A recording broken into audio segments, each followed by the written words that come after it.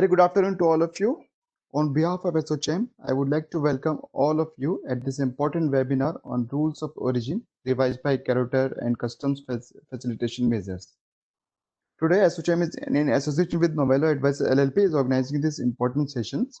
We shall be focusing on CAROTAR rules, the revised Rules of Origin, foreign trade policy, benefits, including the 3 pillars of foreign trade policy, the saga of the issues for stoppage of MEIS, the new age benefits that is extended, and the benefits of authorized economic operator scheme.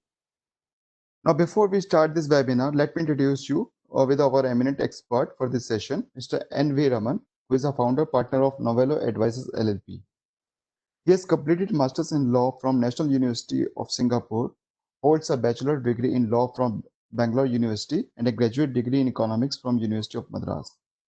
Total bandwidth in indirect taxes includes indirect taxes including GST, customs, and the legacy laws of indirect taxes.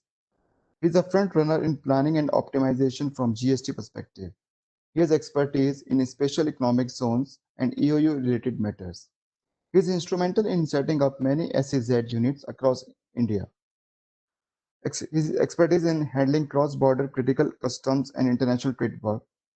Mr. Raman has handled various areas of work related to sectors such as telecom, energy, pharmaceutical, entertainment, supply chain logistics, manufacturing, and services. I would like to request all of attendees to keep posting your queries in the chat box during the session, which would be answered by our expert after the presentation. Now, without taking any more time, I would like to request Mr. N.V. Raman to take the lead and carry forward this conversation in the interest of the participant. Over to you, Mr. Raman. Thank you so much, Avinash. Good evening to everybody on the webinar. So today's session is on the newly revised CAROTAR rules. So before jumping into the session, I would like to have everybody's inputs in terms of how do we actually go about having the session, because we have 3 different areas to cover today. One is, of course, the larger, free trade agreements, the benefits of the same, and the caveats India Inc. needs to take care of at the time of taking the benefits. That's one part of it. The second part of it is basically the authorized economic operator, which is one of the larger specifically targeted customs facilitation measure. It's a non-tariff, like to relax the barrier in terms of facilitating the exports as well as the imports and the downtime related to that. Authorized economic operator, AEO, is therefore a huge customs facilitation measure for exporters and importers, as long as the exports and the imports are sizable at that. And the third part of what we would be kind of going through today is the foreign trade policy based benefits. As we speak, one of the news which I got today, as we speak now, is that the production linked incentive scheme, which we call as PLIS, for about 10 sectors, has apparently been approved of by the cabinet today. The details of which are expected to be released today evening as to what are the sectors that are going to be covered as a part of the PLIS program. So the idea is probably to give about 45 minutes, 50 minutes for the FTA related parameters, then leave it open to take up the questions you may have on the same. Similarly, run past 15 to 20 minutes on authorized economic operator scheme. And again, to give 10 minutes or so, depending on the number of questions that might be there, actually to handle those questions. And the last of the 30 minutes to handle it for FTP as well. And then give about 10 minutes out of the 30 minutes left, give about 10 minutes for the questions. I hope this particular approach would suit everybody. So let's start. I hope, Avinash, I'm audible enough, right? Yeah, you're audible. You're not visible. So. But why do you want to see me, Avinash? Actually, many participants are asking. Okay, so here we go. This is me Raman, partner of Novelo Advisors. A quick brief about myself. I have about 2 decades plus of experience in indirect taxes. I don't want to say including the Big Four because I would be hyping the Big Four then. I've also been in the department earlier. I've been with the Central Excise and Service Tax Department, handling from the revenue end. And then I thought of taking a jump onto the private sector. After about 13, 14 years of WorkX, I felt kind of bored with taxes, and taxes can be sapping, as many of you would be aware. And that is when I thought I'll just take a sabbatical for about a year, moved on to Singapore to do my master's in law from National University Singapore, based out of Singapore for a year, came back.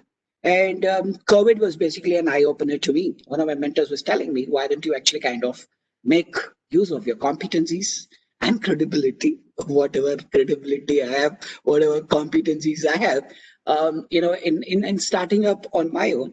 And, that led to the birth of Novelo Advisors, a child of chaos theory called in the middle of the COVID pandemic. Novelo Advisors was inaugurated on 26th of June this year. And to start with, it was a team of 2 people, which has grown to a team of 8 people now. And we do hope that we do good. That's a brief profile about me. So let's move on. Let's move on to matters on hand, namely the three big issues that can benefit India Inc. So let's start. Let me while I'm going to use a presentation sliders. The PPT per se is quite bare bones in terms of the content. That is more to enable me to kind of ensure that no valuable pointers are left out as a part of this presentation. And I also have a quick request to the audience.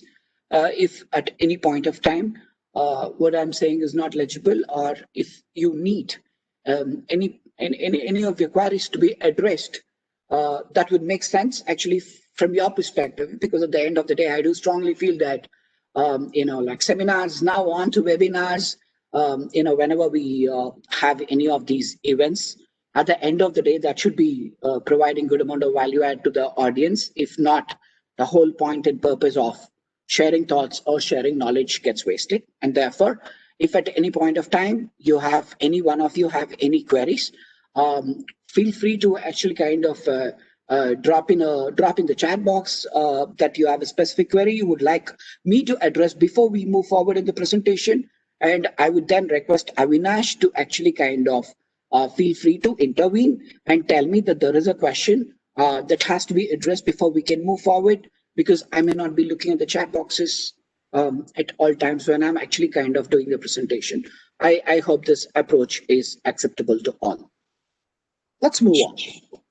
Is that fine, Avinash? Can you please do that? Yes, If there is any questions, just if anybody specifically saying that their question would like to be addressed before we move forward, I think that would really make a lot of sense for from a webinar perspective. So let's move on. Thanks. Thank you, Avinash. So it's all about FTA. And before we move on to CAROTAR rules, let's understand the basic premise on which a free trade agreement is based. It dates back.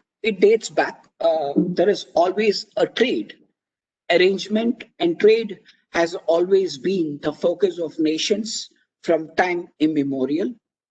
We have read stories right from the time we have been children of kingdoms setting the sails, literally and figuratively, to other countries in search of prospects, in search of resources which are scarce. And when countries actually relate to each other, countries end up having an agreement to actually swap resources.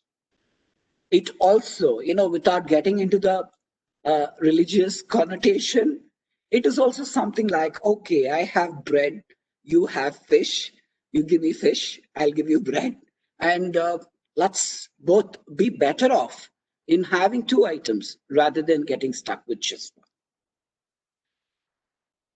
Now, the origin of free trade agreement from an India perspective can be traced back to 1950. We have a landlocked country in the form of Nepal, with whom we have had the first FTA arrangement.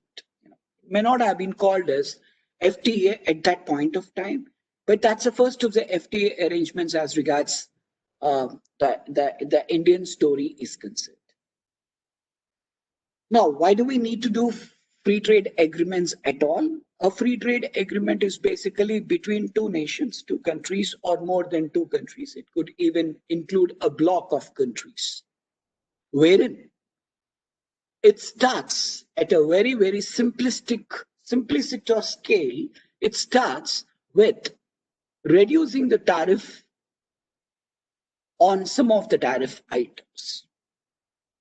All of us know that, I mean, the focus is also on India perspective. So all of us know that there is a basic customs duty towards importing all goods. Let's keep services aside for a moment because that gets covered as a part of IGST and the reverse charge mechanism. But when I'm importing, when India Inc.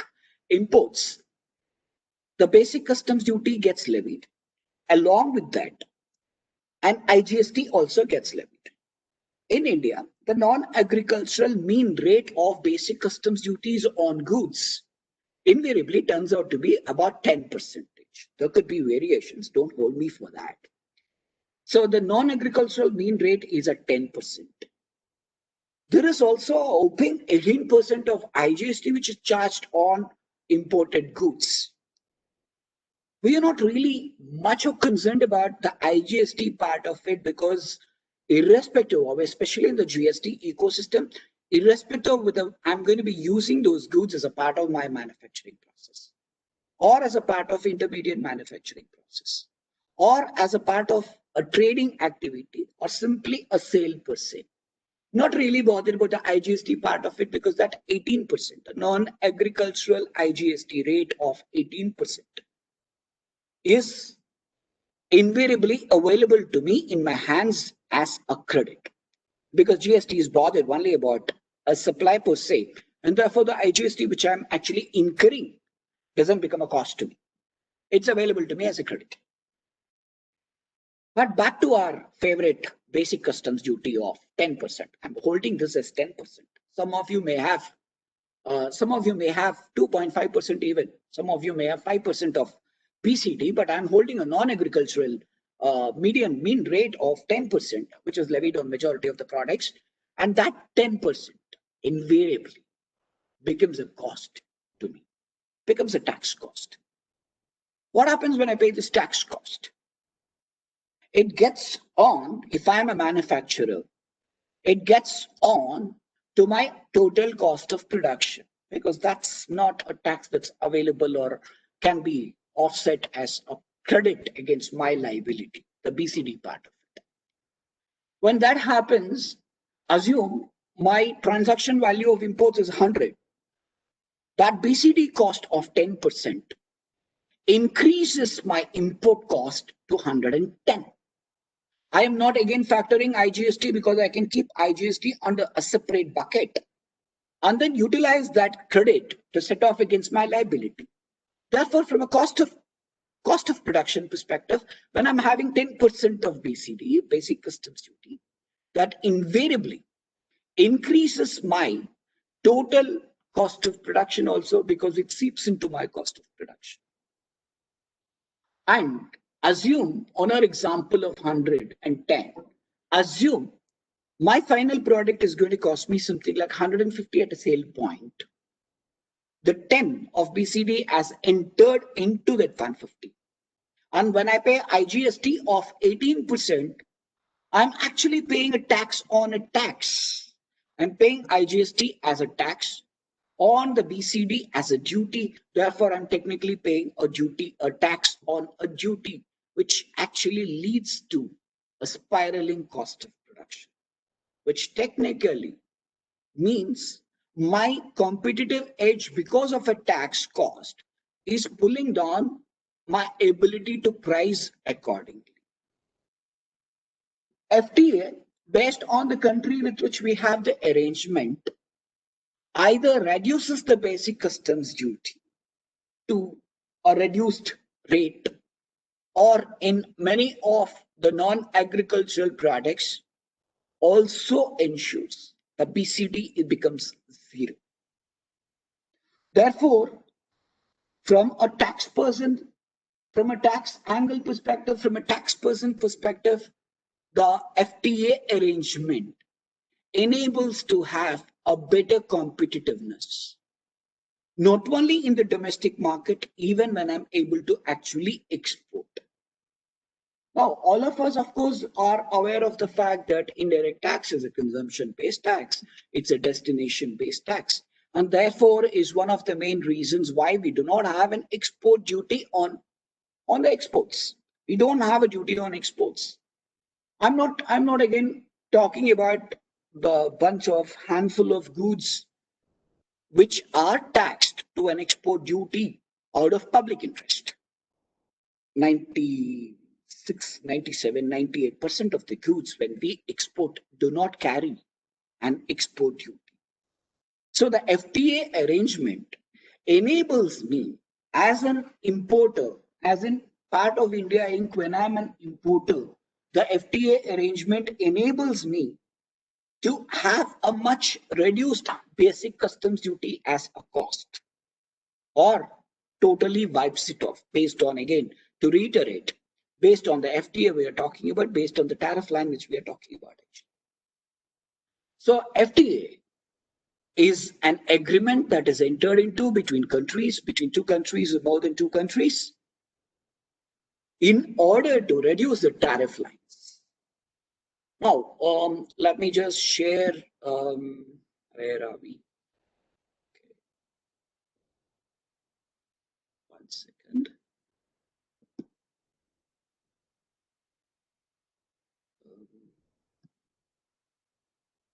Are you able to view my screen? Yes, sir. Thank you.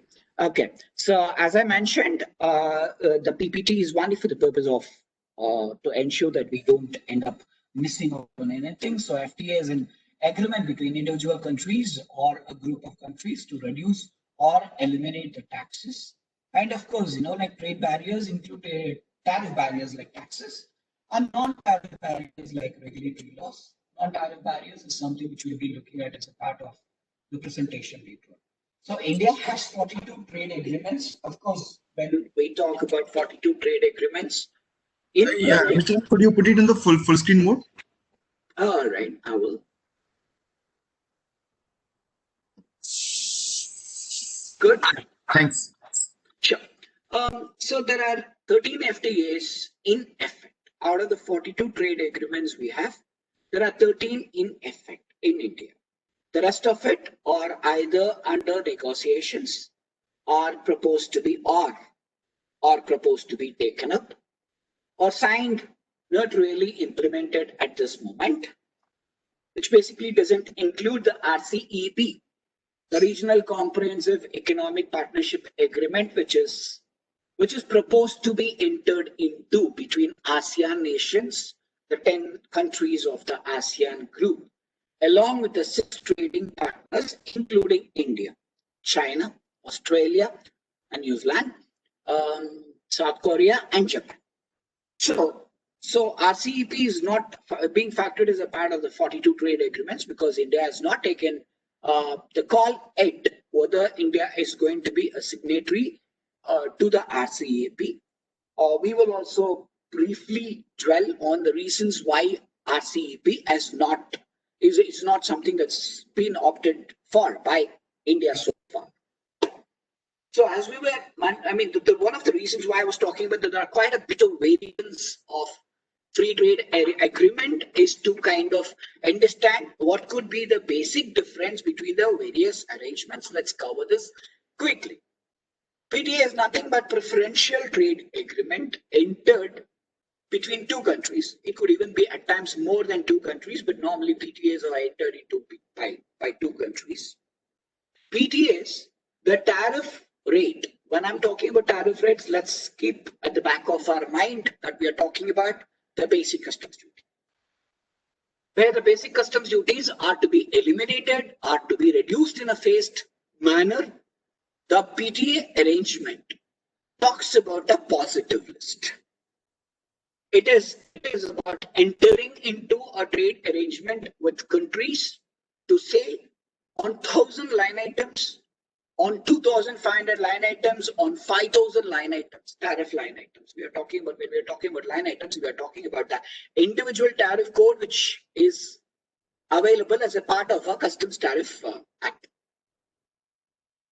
So it just enables reduction of the tariff lines, the rates at an agreed level, which is set out in terms of the PTA agreement.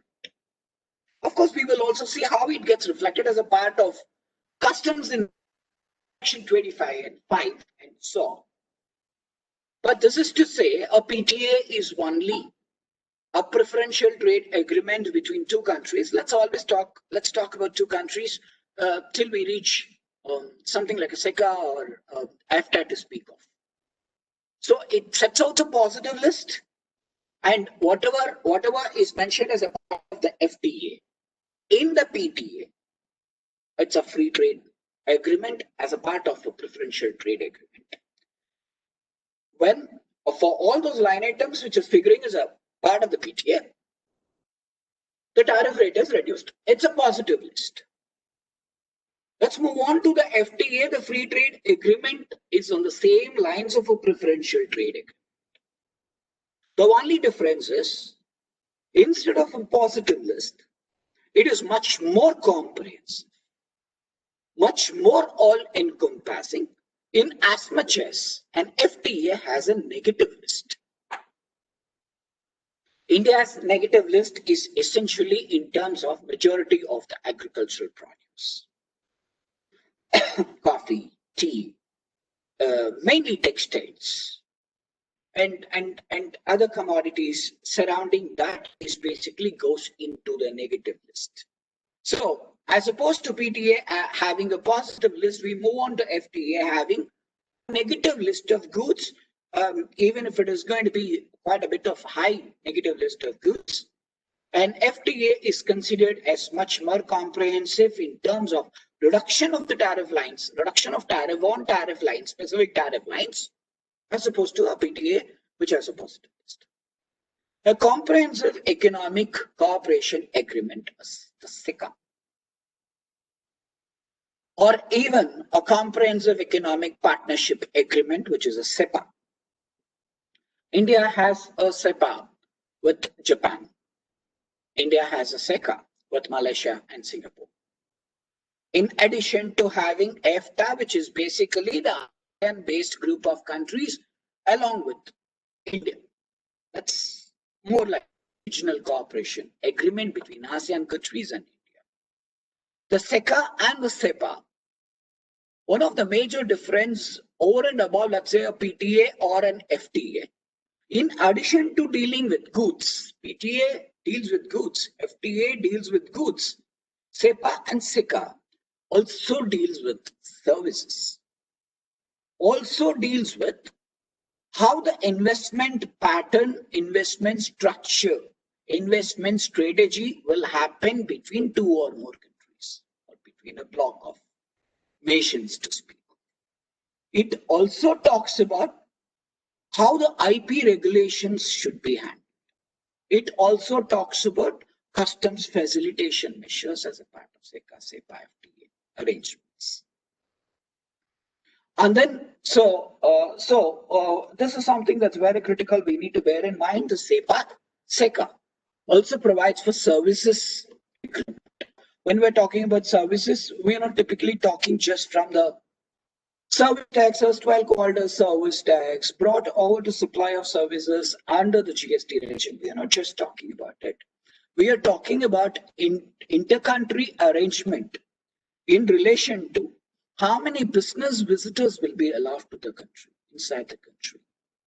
How many, let's say, a short-term business visitors will be allowed to stay in the country. For instance, India-Malaysia agreement allows for business visitors to stay there for about a 6 months period on a business visa. And we're not talking about multiple entries. We're not talking about those things. That, in fact, is also covered as a part of the SECA and the SEPA arrangement. So before moving on to AHP, one of the major reasons why India has not been a signatory to the RCEP arrangement is India's inability so far to pick up a good amount of service-based arrangement with the other 15 nations involved as a part of the RCEP arrangement, namely the ASEAN countries plus the 5 other countries which we're talking about actually. So that will enable India to allow business migration of people from on a work visa basis from India to those countries, to be there, to have some assured number of work visas that are to be given to Indian nationals in terms of SECA or SEPA arrangements, and also with the final notion of getting the forex repatriated from those countries back to India by the manpower, Indian manpower who is working in those countries. And that basically distinguishes SECA and also brings on a lot of other spin-off multiplier benefits from a SECA-SEPA perspective. Early harvest program is more like a precursor either to your SECA or to a FTA. For instance, EFTA, the ASEAN-India Free Trade Agreement, EFTA, with the ASEAN set of nations, also had a precursor in terms of an early harvest program, let us say with a Singapore or a Thailand, which started way back in 2002, 2003, thereabouts. And then SECA happened later. MFN can be unilateral, MFN can be bilateral. That's, I mean, the one which I was talking about was early harvest program. That's more like a precursor to FTA. Could be precursor to anything for that matter. Any of the 4 above which is mentioned in the slide. MFN can be unilateral. So far, if you have been looking at it, the early harvest program, SECA, SEPA, FTA, PTA, are all basically based on an understanding between 2 or more countries. MFN is something that can be bestowed upon by one country on another country in order to say that I would reduce the tariff lines irrespective of what you do. Few years back, I think some 6, 7 years back, we bestowed the MFN status in Pakistan for the goods to be imported from Pakistan on specific tariff lines. No, so MFN can be an unilateral act of bestowing the most favored nation for the purpose of only tariff lines. It doesn't go beyond, like a PTA or an FTA. It just stays only with the tariff lines in terms of the tariff rates and tariff. So these are the variants which we are talking about from a PTA, from a SECA perspective. And so if you look at it, India's a PTA arrangement will be with the Latin countries, the Latin bloc of nations, Paraguay, Uruguay, Latin Americas. They call themselves Mercosur, and India has understanding with the Mercosur to the extent of having only a PTA. There is a positive list of commodities which can be imported where the rates, I'm reiterating, I would end up reiterating this point because that's core of the FTA as regards our conversation is concerned. To reduce the basic customs duty or to put it down as 0%, India has a tie-up, India has a PTA-based arrangement, agreement with the Mercosur bloc of nations, Latin America, Paraguay, Uruguay. There are umpteen number of examples as regards a free trade agreement is concerned. So from a SEPA perspective, India has a SEPA with Japan. And then from a SECA perspective, India has a SECA agreement with Singapore in addition to AFTA, which is basically a SEPA because it talks about both goods, services, and investment strategies.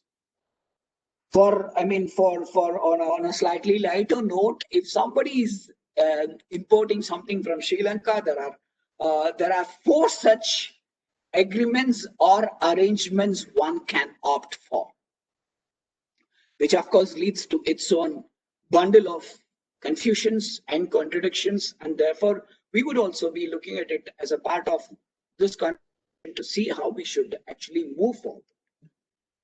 Advantages of FTA: access to market, absolutely. So FTA, if you look at the third slide, the third pointer which is given in the slide, a theory of comparative advantage, goes back to the fish and love story. So what is going to be my comparative advantage in terms of what I have to offer, in terms of what I have to get from them? And this forms the rock of an FTA, a free trade agreement. Why we're calling this as a rock of a free trade agreement is essentially because India, frankly, has had a very, very bad experience with any of the FTAs it has signed with other countries. Because the India FTA story happened 2000 plus.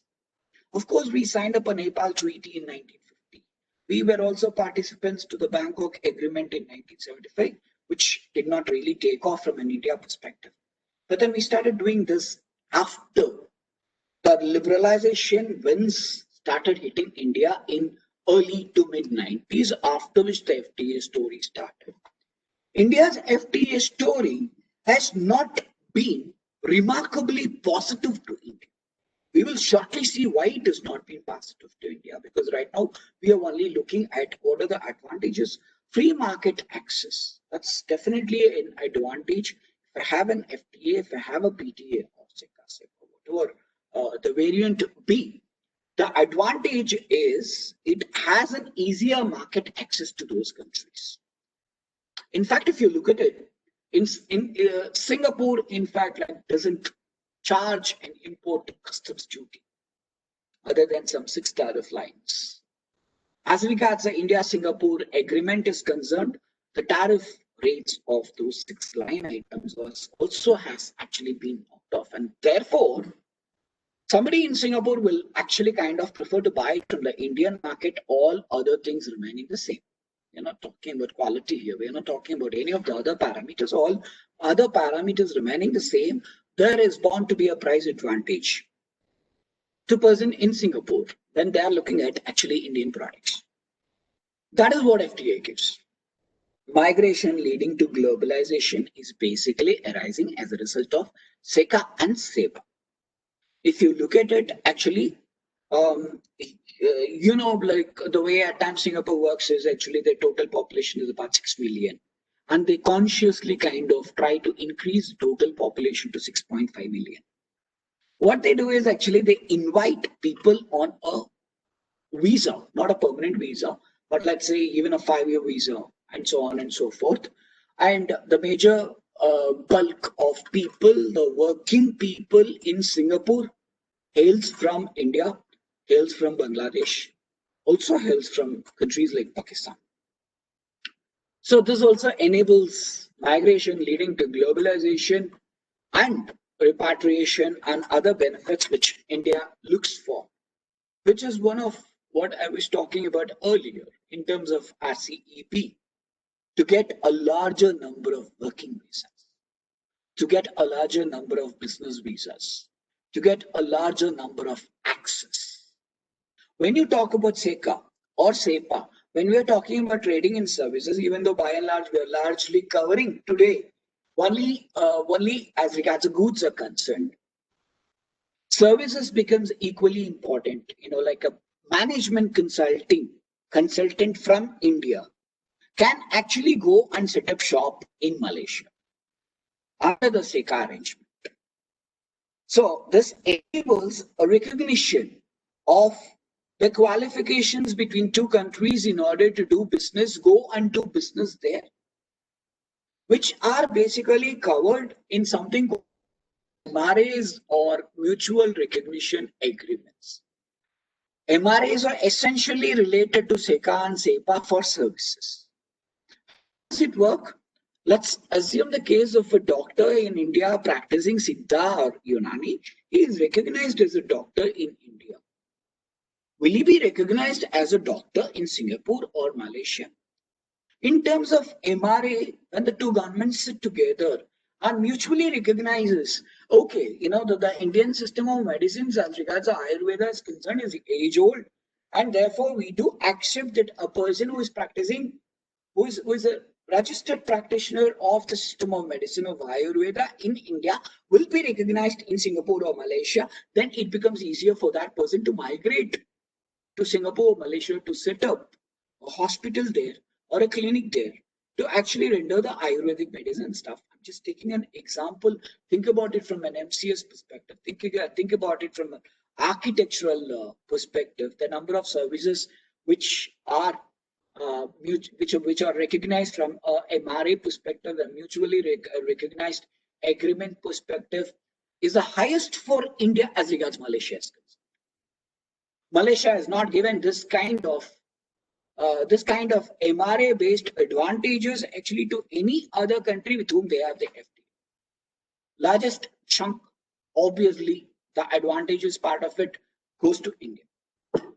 So this is basically the advantages of FTA, and let's say from an India Inc. perspective, what matters most when I import, I go back to the basic customs duty. The basic customs duty gets nullified or gets reduced, even if it gets reduced by 50 percentage points. Instead of paying 10% basic customs duty, I'm going to be paying only 5% basic customs duty, which actually reduces my tax cost and increases my competitive advantage. So before we move on to the rules of our perspective, that's expected to be a major critical area which we need to cover upon today. Take a snapshot of why is FTA very, very important. India's export and import comprises about 40% of the entire GDP.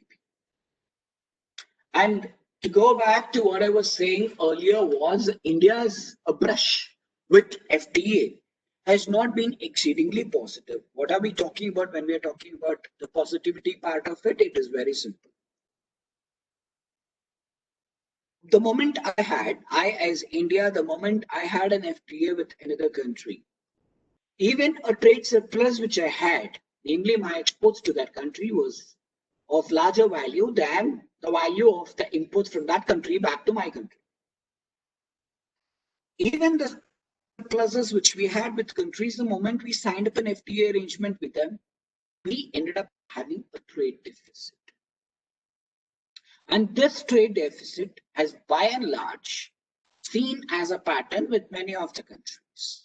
Let me just give a couple of examples. In fact, for instance, if you look at the trade surplus of $2.8 billion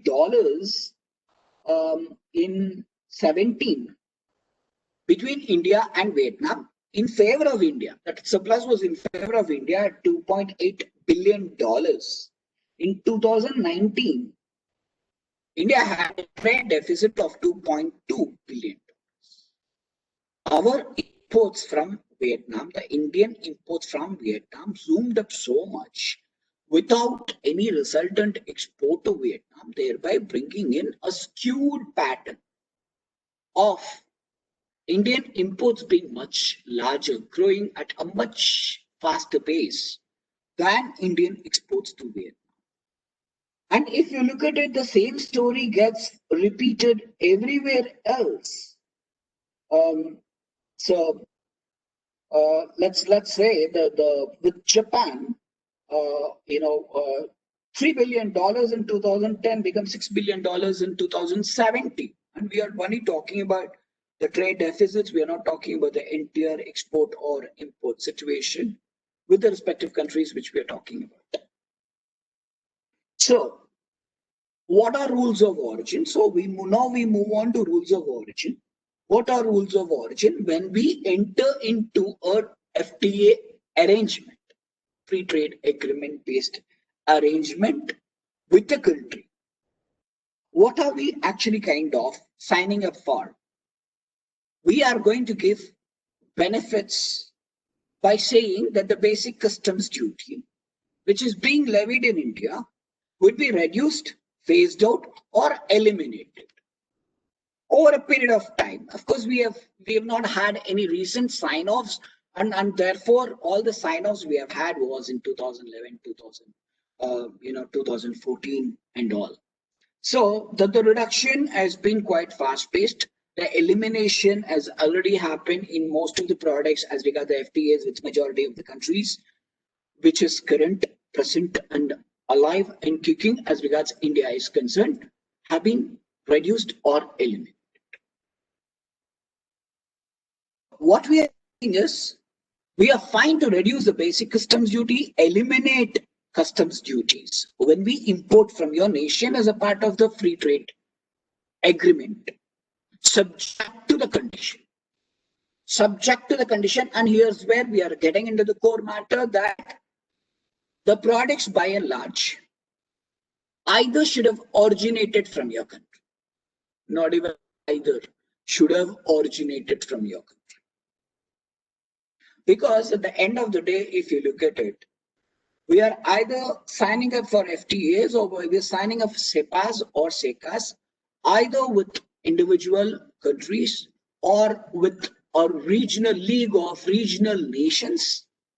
And we are only telling them that I would not be charging a customs duty on you if it originates from your country. And therefore, the concept of origination from that country becomes very, very specific from a rules of origin perspective. The rules of origin are designed to ensure that only the goods originating from member countries undergo a preferential treatment. So SECA or the CEPA with Malaysia or with EFTA would basically determine that it has to originate from Malaysia. It has to originate from Thailand, or it has to originate from Singapore, Indonesia.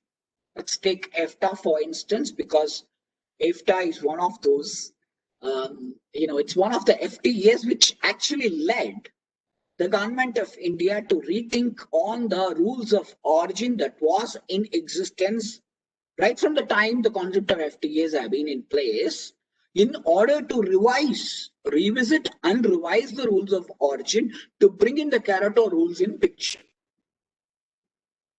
So, in essence, the FTA arrangement entitles me to reach out to the exporter of the other country, pick up a country of origin certification, to submit it before I submit the bill of entry, to submit it along with the time of my filing the bill of entry by informing the customs authorities that I would be claiming in for FTA benefits, and take that amount of basic customs duty, which is basically exempted if I am to go under the preferential claim.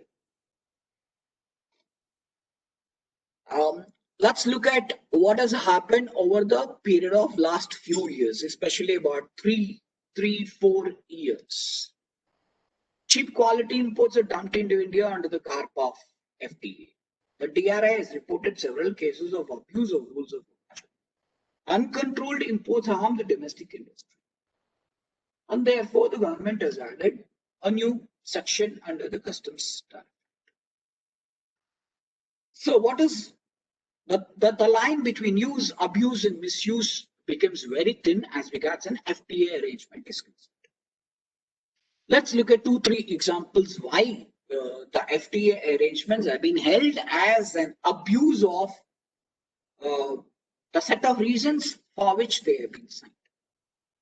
So let me just give examples of countries without getting into the names.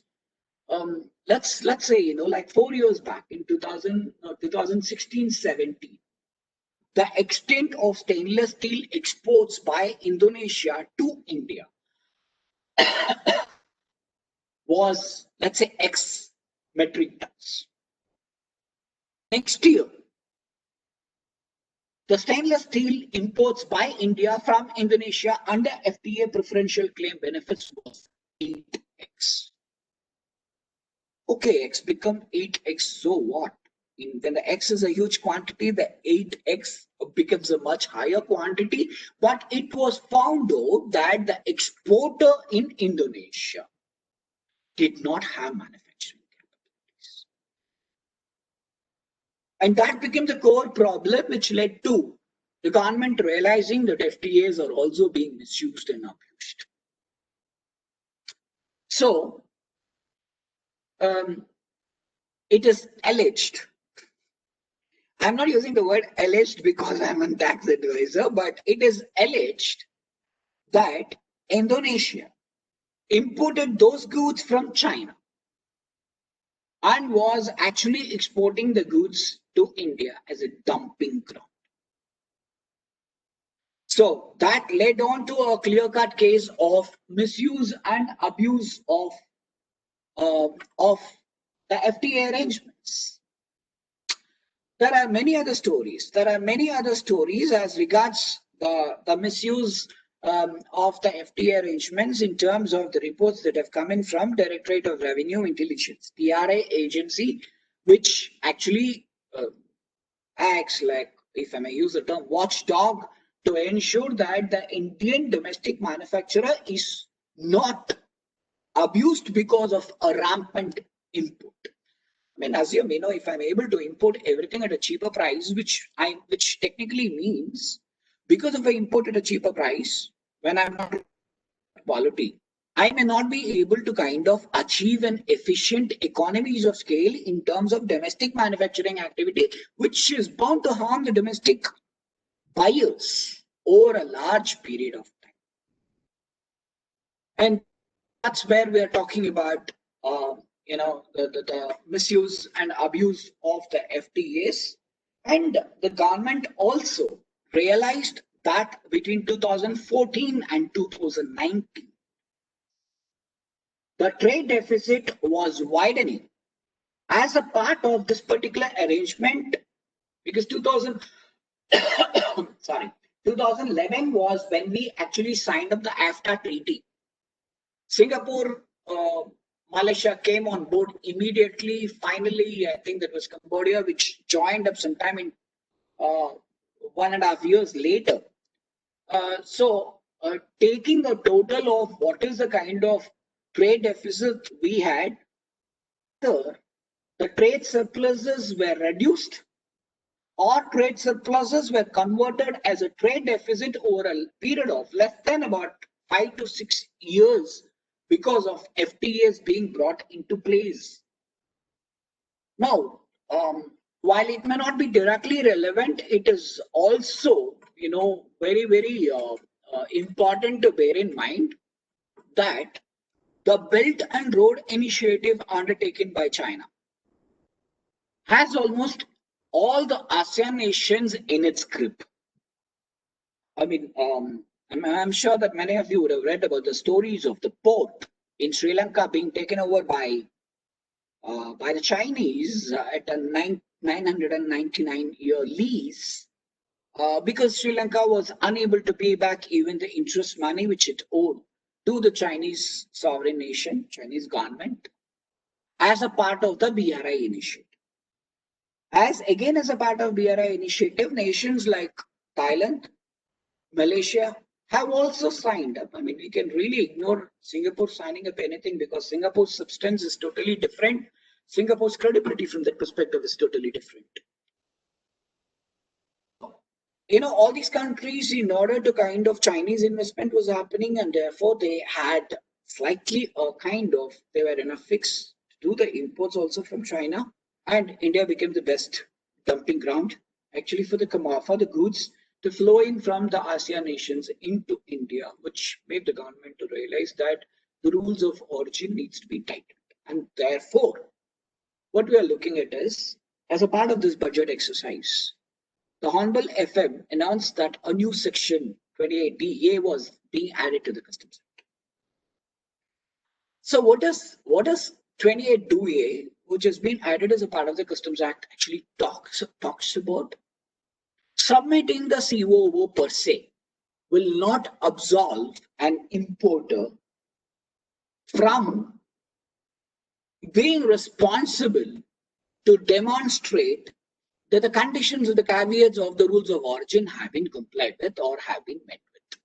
That's one. We will go into all these now in detail.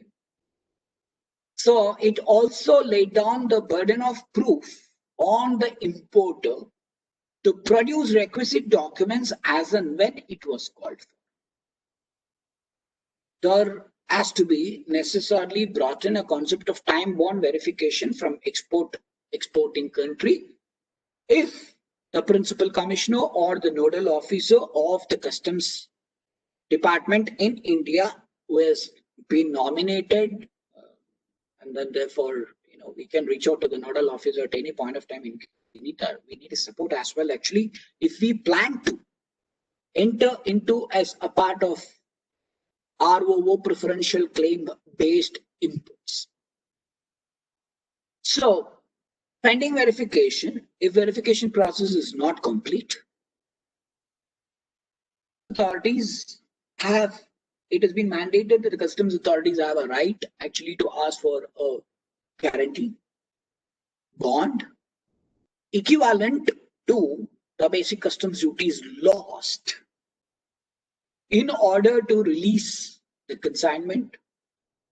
Technically, in effect, the preferential claim was sought to be questioned for every bill of entry under which it was imported. Is this a scary proposition? The answer is a big no. Importers needs to do much more diligence than what they used to do earlier in order to kind of take the benefit of FTAs, PTAs, SECAs, CEPAs, whatever it is actually. Finally, the 28DA empowers, after due process of course, empowers the preferential tariff claim to be denied. It can be kept in abeyance pending verification in terms of bank guarantees, in terms of equivalent amount of bond, and if found negated, then they can technically kind of ensure that the preferential claim which was offered to India Inc. is withdrawn. This becomes a very, very critical point because the trading community, if they are opting for an FTA, and they can opt for FTA as much as a manufacturer can opt for an FTA, if the trading community opts for an FTA, they will become much more competitive because they're not going to be hit by the basic customs duty that's levied and as a preferential claim of reduced duties or nullified duties. Moment they sell it, whatever bottom line they have in terms of not having paid the basic customs duty can be negated if there is an allegation of misuse or abuse of the preferential claim at a later point of time from the department end. And therefore, it becomes very, very, very imperative that Indian importers, before they do the imports, is able to do the due diligence on such imports so that the preferential claims which are basically beneficial to India is not lost out, or is not lost out at a point of time where it comes back and hits our bottom line straight. So we will definitely actually see what are the requisite information in relation to origin of goods that are sought for as a part of the CAROTAR. The potential implications of 28DA would be temporary suspension of preferential tariff, provisional assessment of goods and release only upon furnishing a security amount equivalent to the duties concerned. And of course, as it always goes with some of the Indian legislative practice, the customs authorities are now empowered to go back in the past and to ask for details in relation to rules of origin to satisfy that the FTA claims have not been misused or abused. there is a small element of a draconian measure that has been given in the hands of the customs authorities. Better left unsaid, rather than just to say that we can only hope the same is not misused actually from the revenue side. Non-compliance will lead to rejection of claim for preferential tariff for identical products. Until it a little while later. Wow, okay, it's already almost like 50 minutes. Now, before we move forward, again on specific CAROTAR rules which we need to take care of, are there any questions anybody would like to kind of have at this point of time before we move forward, please?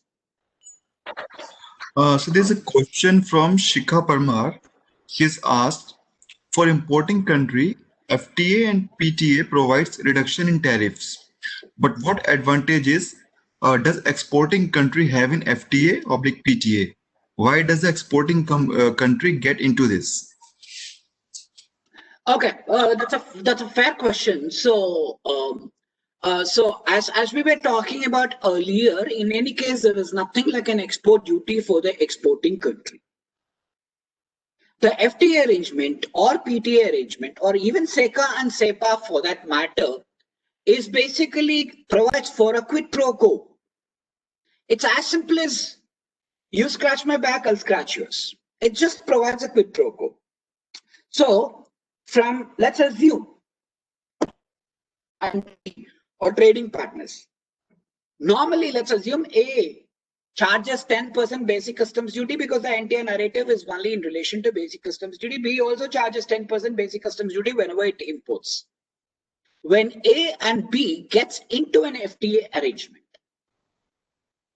neither A charges a basic customs duty nor B charges a basic customs duty. Therefore, as opposed to importing from C or D or E, any trade transaction between A and B becomes much more vibrant. So what happens for countries concerned, the specific question was, what does exporting country benefit? Assuming all countries export many of the goods, when countries sit together, which is one of the basic reasons why they talk about scheduled phased tariff reduction, scheduled phased tariff elimination. Their trade in general goes up when we are talking about FTA between two countries. For instance, when I was actually giving the example of Vietnam, the trade surplus going away, surplus of $2.8 billion in Indian side going to a negative of $2.2 billion. Imagine the amount of trade that would have gone up in total absolute numbers of export and import by both the countries. And this is the basic reason why FTA arrangements make sense. I hope that answers your question. Avinash? Yeah, it's good. So next question is from Mr. V. Subramaniam. His question is, the denial of FTA benefit is to be limited only to the particular importer, or can it be extended to the whole country? No. See, FTA. So okay, that's a very fair question. Let's look at basically how does an FTA arrangement work. FTA arrangement works between two countries. So in fact, like when our Prime Minister was there in Bangkok sometime last year. I'm sorry, I think the FM was there in Bangkok last year to kind of to deliberate on whether India should be joining the Regional Comprehensive Economic Partnership Agreement. So first of all, they actually let's say India becomes a signatory, and then it is actually presented in the Parliament to be ratified. And then it gets notified in customs, because at the end of the day, Customs Act is what is going to give the enabling provision to kind of negate that basic customs duty when it is imported. And then it gets notified in section 25(5) of the Customs Act. Notifications are issued in terms of tariff line item wise, if you're going to be importing it from that particular country under the FTA norms, then your base CD either goes down or becomes zero. What am I then expected to do? I am expected to talk to my exporter of the other country, and then I'm expected to adhere to certain amount of compliance there, and I would be filing a bill of entry along with the due documents thereof to be entitled for that benefit. So to answer the question, if there is a basic customs duty of 10% to all the importers in the country, the importers who are claiming preferential rate of duty under the respective FTA will be able to import it at probably nil rate of duty. So a denial of the preferential claim will again be impacting only that particular importer and not to the rest of the country or not to the other importers who are claiming without any preferential claim at all. If the standard rate, let's assume for a moment, let me just go one step forward and give an example. If assume the 10% BCD is a non-agricultural mean rate, a general exemption gives me the same basic customs duty at a rate of, let's say, 7.5%. All importers across India can import the said goods at a basic customs duty of 7.5% because that's a general exemption. Assume there are no conditions or caveats. But in FTA, there are conditions and caveats met. If the conditions and caveats are not met, it is only that particular importer who has to give up the preferential claim. I hope that answers that question. And again, my request is at times, when I actually do a construct to answer question, if you feel that your question has not been answered, feel free to point it out, please. Any other questions, Avinash? Yeah, another question is, sir, as per CAROTAR 2020, what is accumulation and cumulation which has to be indicated on a bill of entry?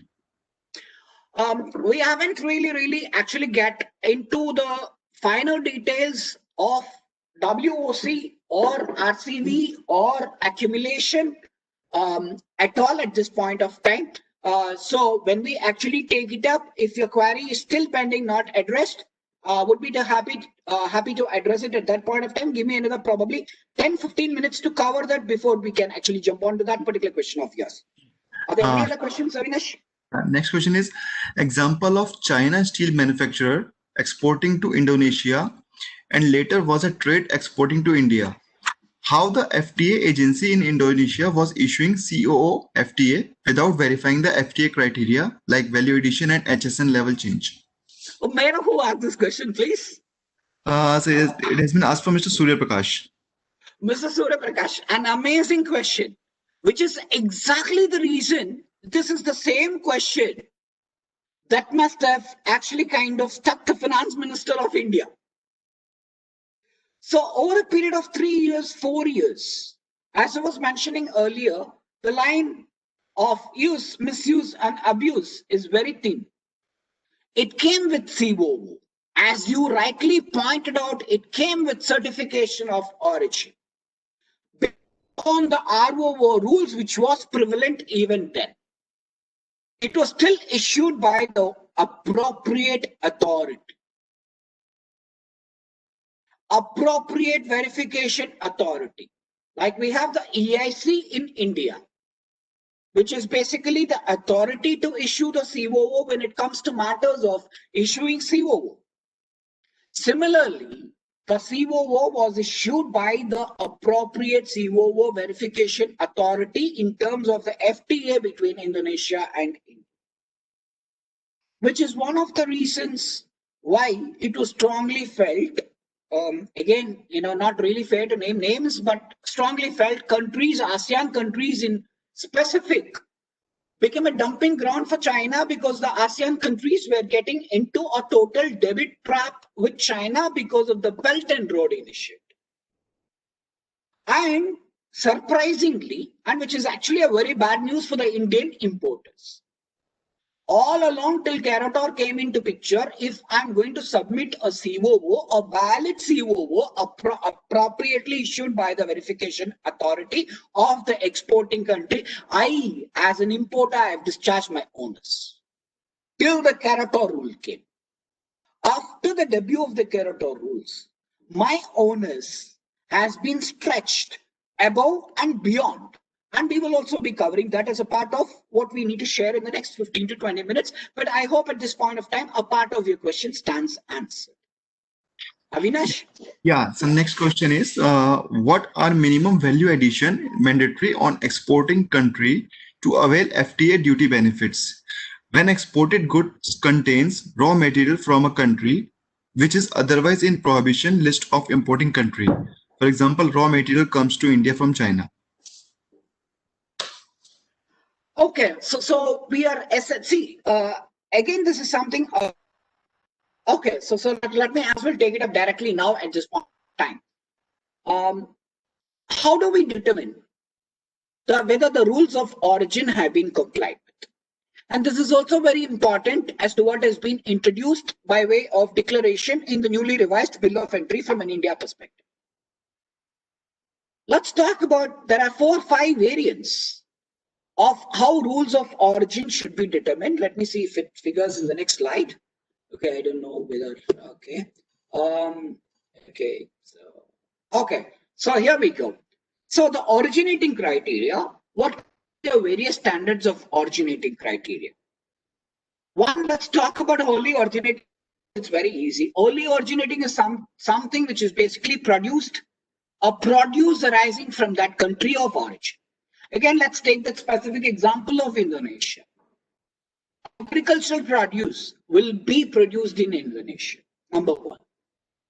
The livestock, poultry, cattle, livestock, usually this is out of the FTA norms for a different set of reasons.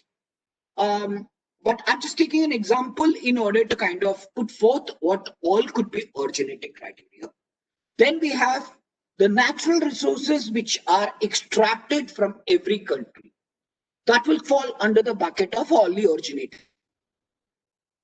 Like, any of the metals, minerals, coal, originating from that particular country, meaning it is extracted from that country, then it will bang on fall under the wholly originating criteria or WOC perspective. This is more to do with wholly originating criteria perspective. This is one of the very important norms to be ascertained by the importer. We'll be looking at what changed because of CAROTAR, but we'll be looking at from that perspective. The next one is basically, let's take regional content value for non-originating. This is probably one of the reasons, one of the questions, because I thought, let me cover the slide straight away, rather than telling, we will cover it in 15 minutes. The regional content value for non-originating. FTA to FTA, it differs, but then we have been predominantly talking about, say, Malaysia, Singapore, ASEAN countries. The minimum regional content value for non-originating is 35% plus. The 35% doesn't include packing. The 35% doesn't include value additions such as material handling or even the profit margin, vagera, vagera. So what are we talking about? For instance, to answer the particular question, if steel ingots originate from China, what is the regional content value which is being added in Indonesia as a part of a process? Now, for instance, if you look at it, stainless steel, as long as if I have an ingot, manufacture of any stainless steel material, we need to understand how much of a value which Indonesia would be providing, and that would be the determinant factor for the purpose of arriving at the core question: is it covered under FTA arrangement at all in terms of the originating rules? So let me put it across like the other way. Let's say the ferro item, or let's take the instance of any of the metals. The component of metal, 80% to 90% of the value would be the ore concentrate in question. If you take copper, it will be copper ore. If you take, let's say, steel, it could be ferro based iron ore. Now, this would constitute 80%, 85% if it is not wholly originating. How will you be able to demonstrate that 35% RCV content has gone into it or not? Would be the basic determinant question of knowing whether COO can be issued for that particular value addition or not.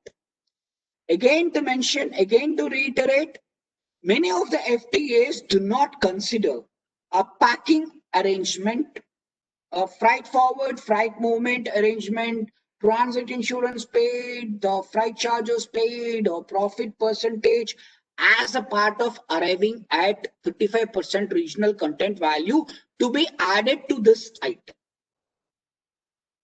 Now, which is one of the reasons, main reasons, if you look at it, there is also something called as a product specific rule on top of the diagram.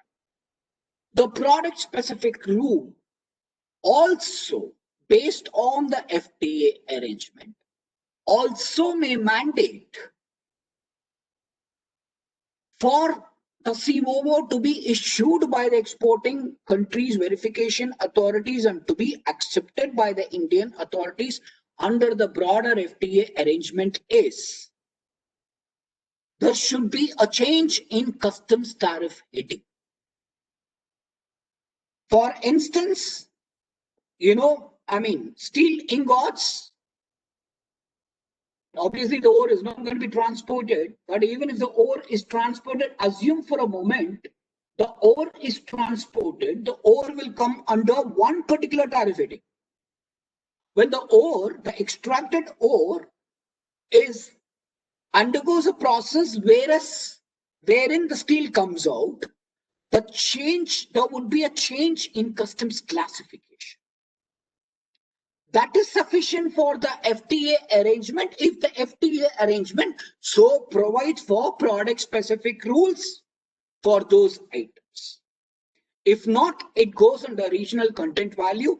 To address your question, unless the ore which comprises of about 90% or 80% of the value, that any manufacturer who is just using the basic ore and smelts it and makes it as a manufactured product may not have a value add so much an RCV content of 35% or more that can justify him to pick up an COO from the verification authority. So most of the products in terms of FTA may be covered wholly originating or fall under product specific rule where there is the only condition is jump from one product, one tariff to another tariff. Within the same chapter is also fine. If the country have agreed upon an 8-digit tariff coding between the two countries or block of nations as a part of this mandate, it is perfectly sufficient whatever is laid down in terms of the FTA, the trade agreement perspective, product specific rule. For some of the products, the FTA also sets out there got to be a combination of product specific rules and content addition. Like change, should be a change of customs tariff classification along with a minimal amount of regional content value addition which may be specified for a particular goods under the FTA norms. As we were mentioning, like SECA, SEPA, EFTA, from an EFTA treaty perspective, it is 35% plus. So these would be the rules of origin in terms of what it means. Packing is not included. Trade margin is not included. Some of the activities may not be included. For instance, if you look at it, Sri Lanka has a thriving granite marble industry. In that industry, the FTA, India Sri Lankan FTA talks about polishing activity. It's not part of an FTA arrangement. In order to fall under the RCV content perspective, they got to do something more than that. Therefore, for them to import it and export it, the moment you import a granite slab, you will not be able to substantiate an addition of 35% plus value content in order to export it across to India. Yet another methodology, in fact, like DRI authorities pointed out for import of copper from Sri Lanka was the copper scrap which was imported by Sri Lanka was under invoiced. I mean, they would have invoiced it at 100, they actually invoiced it at 60. So as to bring in this RCV content to demonstrate that they have actually added value to it and re-exported that to India, and FTA claims with 35% markup, which was found to be actually falsified. So I don't know whether what we have covered as a part of the last about 5 minutes address the questions which I said we'll take it up in about next 15 minutes. Avinash, any other questions? No, sir. There are no other question. You can move forward. Sure. Okay. So we have covered some next steps. So again, let's look at break down the steps of the way an importer can claim a preferential claim. So let me move on here to the slider because it would actually make sense. And this can be done by all. It is not like we should have had some 25 bill of entries or 50 bill of entries in the previous year or anything like that. So number one, we decide on the country we need to import it from. Let's do our basic diligence. Product X is available in country A, B, C, D, E, F, G, and we just take quotations from them for import of those items, and we realize that the pricing is more or less the same actually, and all the other parameters, ceteris paribus, remains the same. And so what decides? And then at that point of time, we can actually analyze the trade agreements we have, the free trade agreements, the free trade arrangements we have with different countries. Now, if it is going to be, let's say, from ASEAN country, we can opt either for EFTA, or we can opt for India, Singapore, we can opt for India, Malaysia, because before EFTA came into picture, we had a lot of precursor early harvester leading to FTA programs also as a part of these ASEAN countries, and then we can analyze what is going to be the duty benefits I'm going to get. Is my 10% of basic customs duties, I'm going back to the same mean rate of 10%. If that 10% is going to be knocked off, assume for a moment, as a result of Indian-Japan SEPA arrangement. And then I'm like, okay, all other things are remaining the same. I can head over and opt for India SEPA arrangement with Japan. What am I supposed to do next? I reach out to the exporter of the other country. At this point of time, I need to sensitize across to him about the new CAROTAR rules. So before we move on any further with this particular slide, let's look at what are the new CAROTAR rules all about. So what is that used to happen earlier? I used to ask my exporter, give me a CO, certificate of origin. He sends me a certificate of origin. I actually submit it across to the department after I file my bill of entry, and then I get the preferential claim. And I would have taken, with all appropriate righteousness, I would have taken a position that I've submitted the COO and that's it. Nothing more from my end. Because of all these abuse, misuse and all took place, what is the revised CAROTAR rules with effect from 21st September talking about? It puts a burden of proof on the import. How does it put the burden of proof on the importer? Number one, the bill of entry format has been changed. I'll have to give a declaration that I'm abiding by all the conditions set out in terms of the rules of origin for the purpose of seeking preferential claim, etc., etc., etc.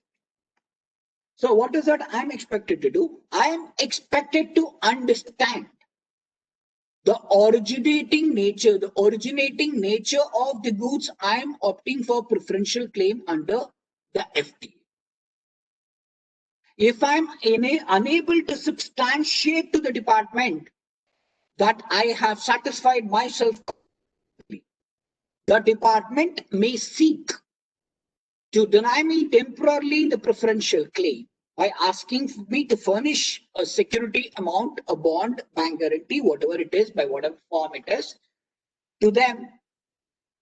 They may ask me for more details. I'm expected to submit my response within a period of 10 days. They are expected to submit their response back to me within a period of 15 days. Looks very good on paper. I don't know whether that's going to happen in 10 days. And 15 days, actually, the way at times we react and we respond. Now, if the Indian customs authorities are not satisfied with our response, the nodal officer who has been appointed under CAROTAR can reach out to the verification authority of the exporting country to understand the basis on which COO has been issued. Whether, if I'm saying it's only originating, whether I'm talking about the regional content value addition, any questions they want, they may reach out to the verification authority. If at a particular point of time they do not get the response, they can deny the preferential claim which I've actually sought for. And this what puts a huge amount of burden on us Indian importers to kind of demonstrate, while at the time of filing the bill of entry itself, after, because of the reason I'm giving the COO, the COO may be asked to be submitted by me as a part of the bill of entry by the customs authorities before they take a call that fine, all is well, and therefore you're entitled for the preferential claim. And therefore, so, oh, I'm sorry, I just skipped. Where is it? Okay. Oh. Okay. So I'm at this point of time, I'm expected to sensitize. My next step is what? Decide on the country of import. Okay, fine. I've done that. I go on, assuming that I find India Japan SEPA arrangement to be the best. I analyze the trade agreement concerned. I find it actually good. I need to now sensitize the exporter of the other country. I need to sensitize him to say, is this only originating? Or is this coming under a classification, tariff classification change? Is that sufficient under product specific rules? Let's assume the answer is no to first, the answer is no to second. I move on. Is this then coming under the RCV content of more than 35%? Now here comes the log jam. How much of a detail can I ask the exporter from Japan to kind of furnish me with? I need to have certain amount of repeat orders. I need to be his valued customer. I need to be whatever enough to make him give me those details. But I definitely need these details if I can give it to the customs authorities. I don't need a cost breaker. Mercifully for us, while the CAROTAR rules was talking about having a cost breakup as a part of the notification issued initially, the FAQ later released by the CBSE on CAROTAR rules kind of relaxed this particular provision, but I'm expected to give a breakup of how the 35% RCV content has been substantially demonstrated by them for the purpose of getting the COO from the concerned verification authority. Let us assume that happens. Then I actually get a COO from him, and I need to verify this with regard to the dates concerned. Now, I don't know how many of you have been filing bill of entries recently, or how many of you have actually kind of claimed the preferential treaties. Some of you might have gone through the concept of department asking the question, why is it not dated to bill of lading? The COO, when will it be dated? At the end of the day, please think about it. The exporter of the other country has to get the bill of lading ready has to get the commercial invoice on the basis of which the bill of lading is prepared, is ready, has to fill in the forms before his verification authority, and then the verification authority will handle it at a particular point of time. It's not like I'm shipping it today and I need the COO today.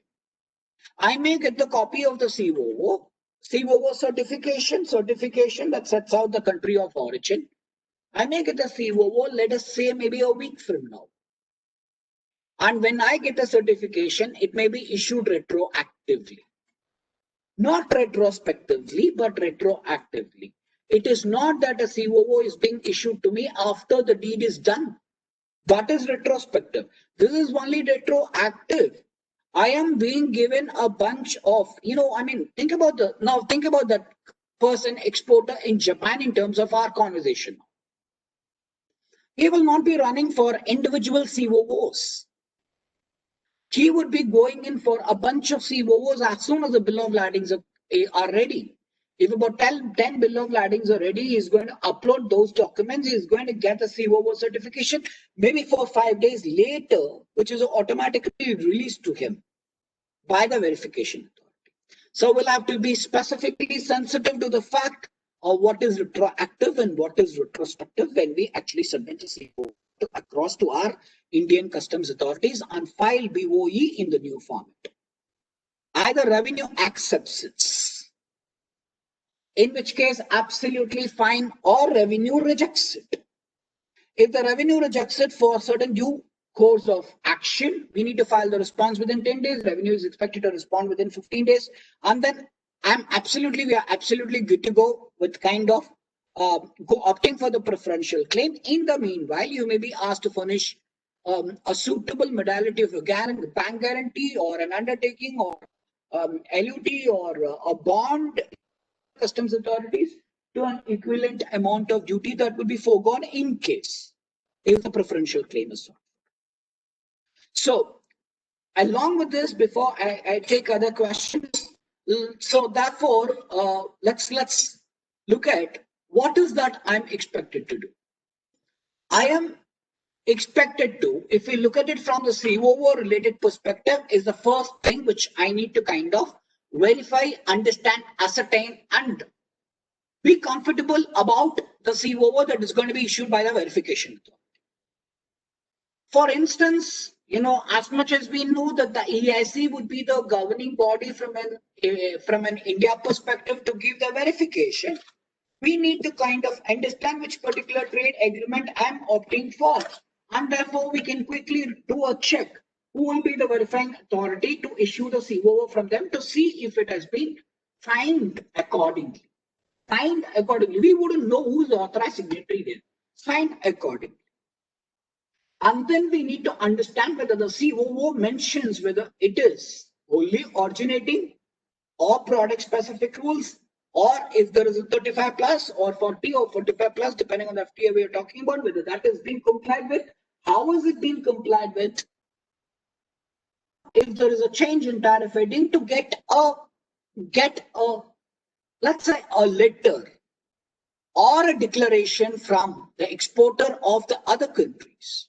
What if the customs authorities approves of your bill of entry under a preferential claim now and use their prerogative to ask us all these questions 1 year later? And if they're not happy with whatever we are actually telling them, then it might become a challenge. So my suggestion would be, get the declaration submitted by the foreign exporter to you even before the bill of entry is filed at India end. Now, in the meanwhile, we can also actually kind of check out if the export of the other country is a well-known person. We can check out on the basis of public websites, the domains, to understand what they do, to understand how they do it, and to create our own kind of a docket, or go for a paid private subscription to kind of get the details about the company and to see what all they've been doing. What is that we would like to actually kind of understand? Whether they have manufacturing capabilities of providing additional goods to us, which is point number one. Second, point number two, I mean, like, see, if it is only originating, do they own a mine there? Do they extract it from there? It's something that's easily available from public websites itself. So let's create a docket. Either proactively submit it across to the customs revenue officials or at least keep it ready. So, that's okay. Then I would probably like to take questions at this point of time. Avinash, are there any pending questions that needs to be responded?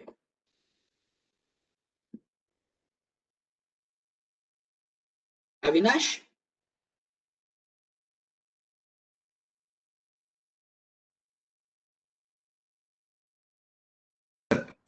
Yeah. I hope I have been audible for the last some time, Avinash. Yeah, you're audible. So actually, I was on call. Yeah. Oh, I'm sorry. Yeah. So, yeah. So there's a question from Inder Thakur. He's mentioned our main input is base oil falls under ITC.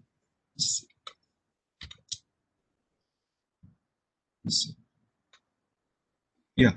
ITC HS code 27101971 and FG manufactured out of it falls under ITC HS code 27101985. In petroleum products manufacturing industries, there cannot be change in 6-digit code by exporting country.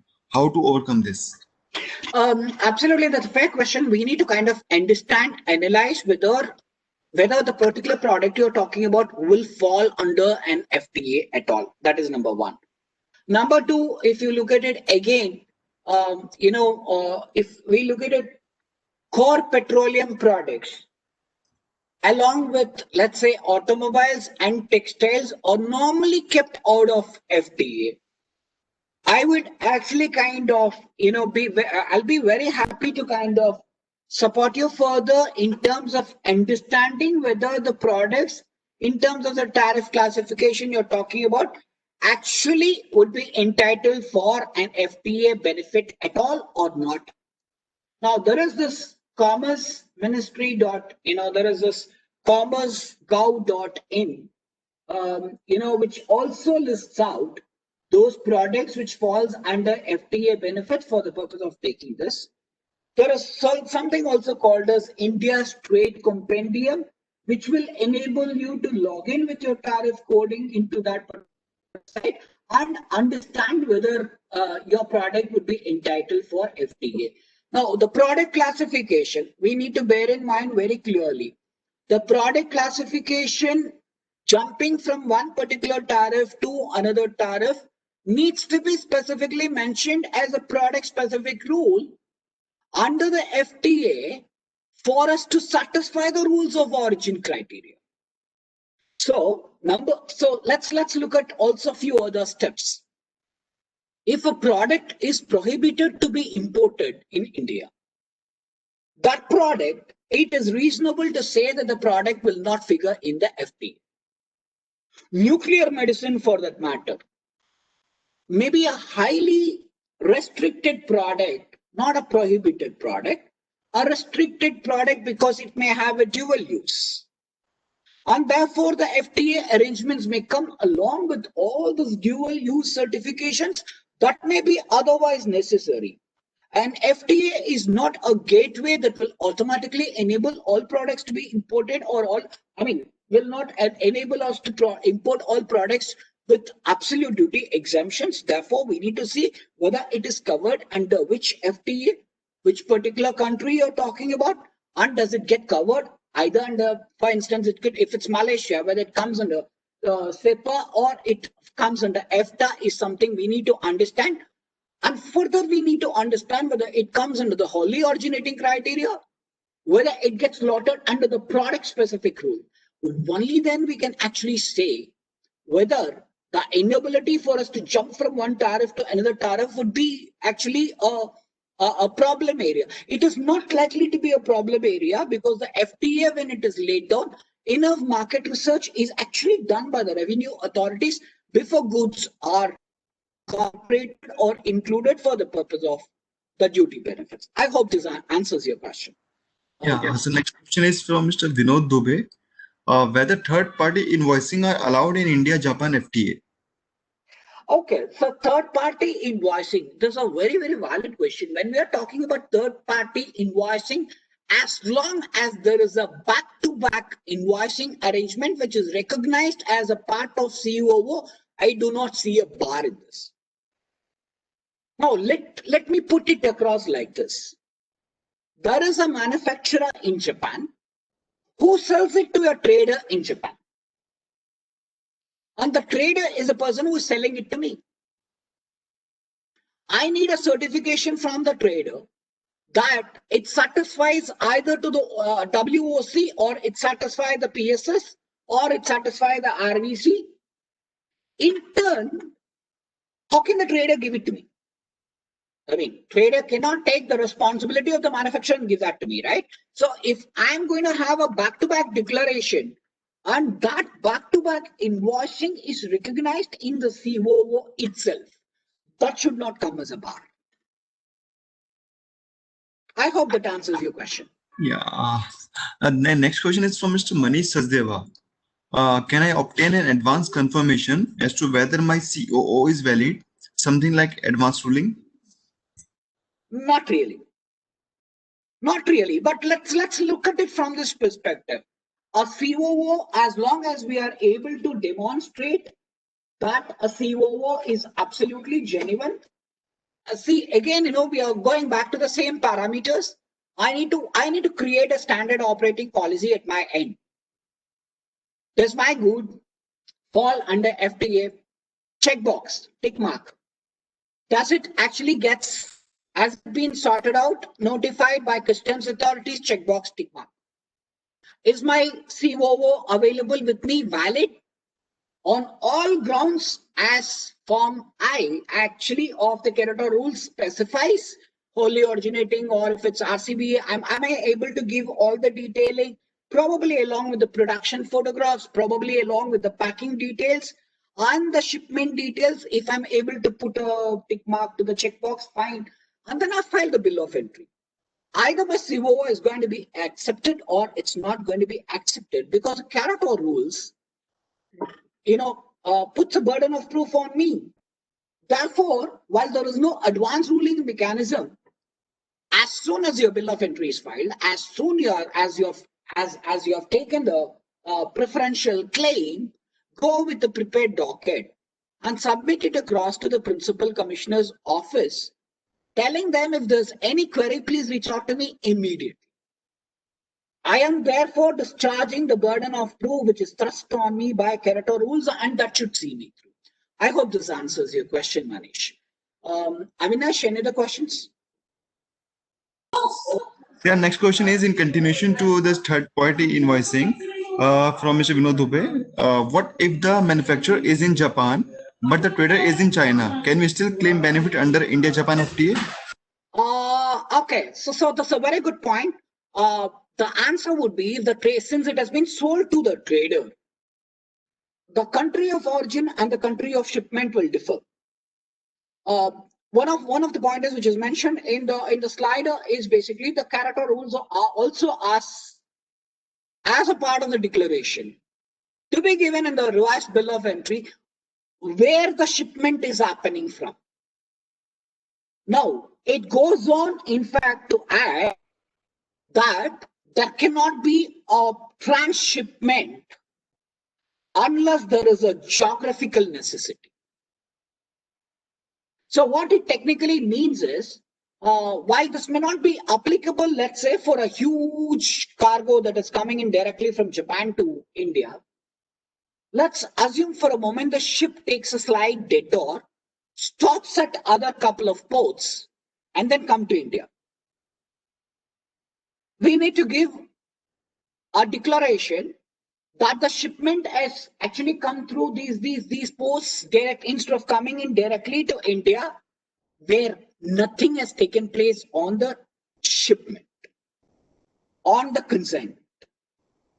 What it technically means is the FTA arrangement is valid when the rules of origin are satisfied when the goods are exported from that country.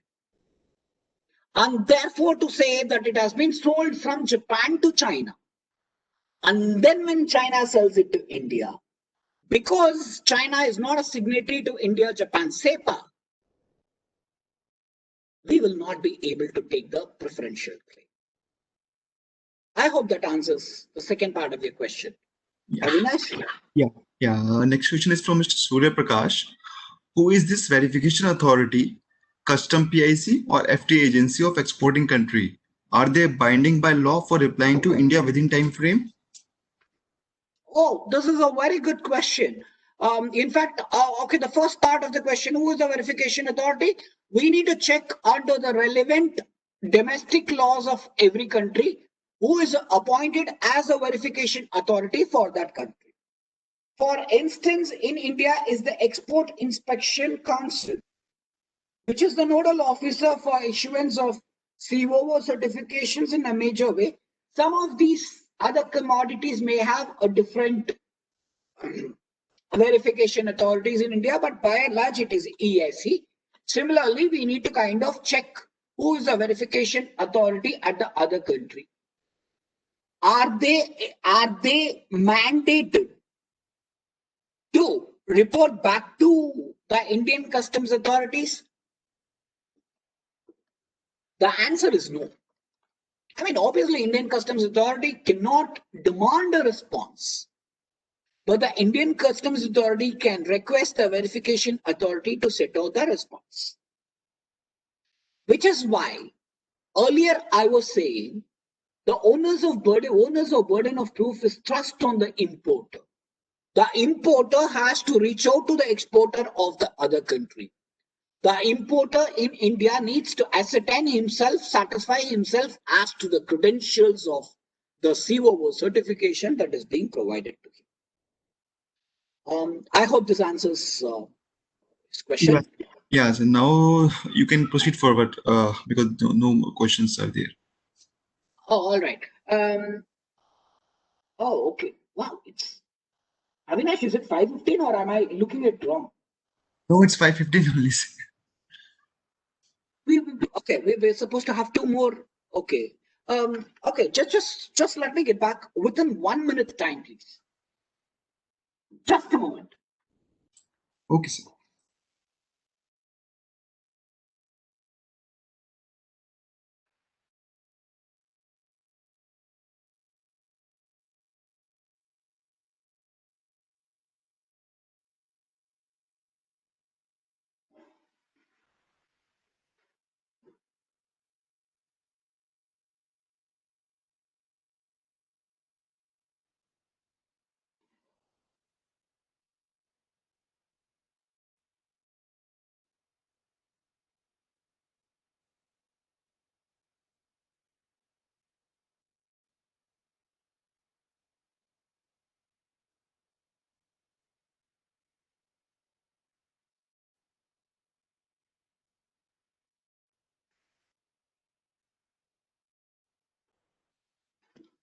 Thank you so much. My apologies.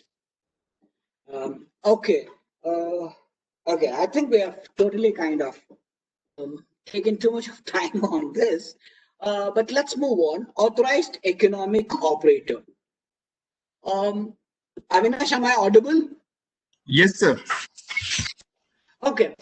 Authorized economic operator is one of the customs trade facilitation measures. FTAs are basically something that reduces the customs duties.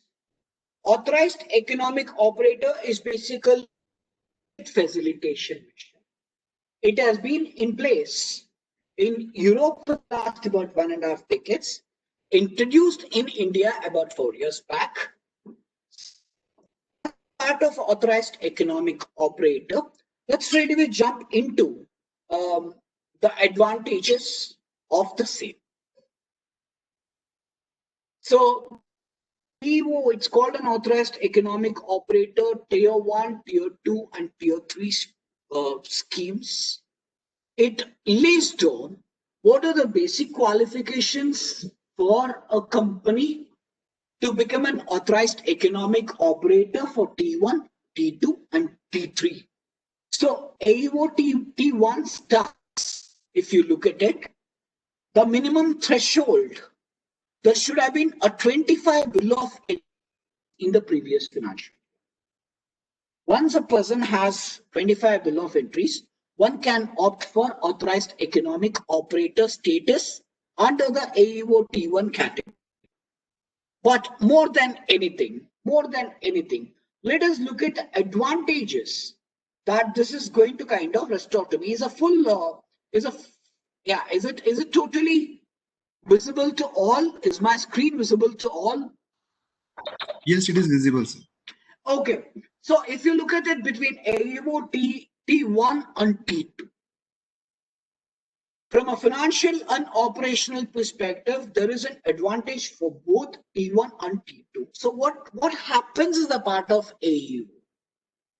Imagine my container has come and my container is stuck at the, because they want to draw samples, because there is a queue system there, because I'm just waiting to file my bill of entry to kind of get. I filed my bill of entry. I'm waiting to actually get my consignments cleared. I've paid a huge amount of.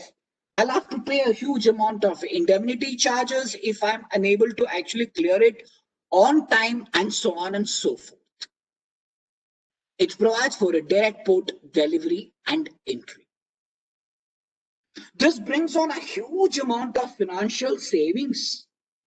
If I can take the goods, the consignment which has come immediately upon its entry into India, of course, after I actually clear the payment of customs duties, appropriate customs duties, upon filing bill of entry, I can take it immediately, and this is what is my benefit.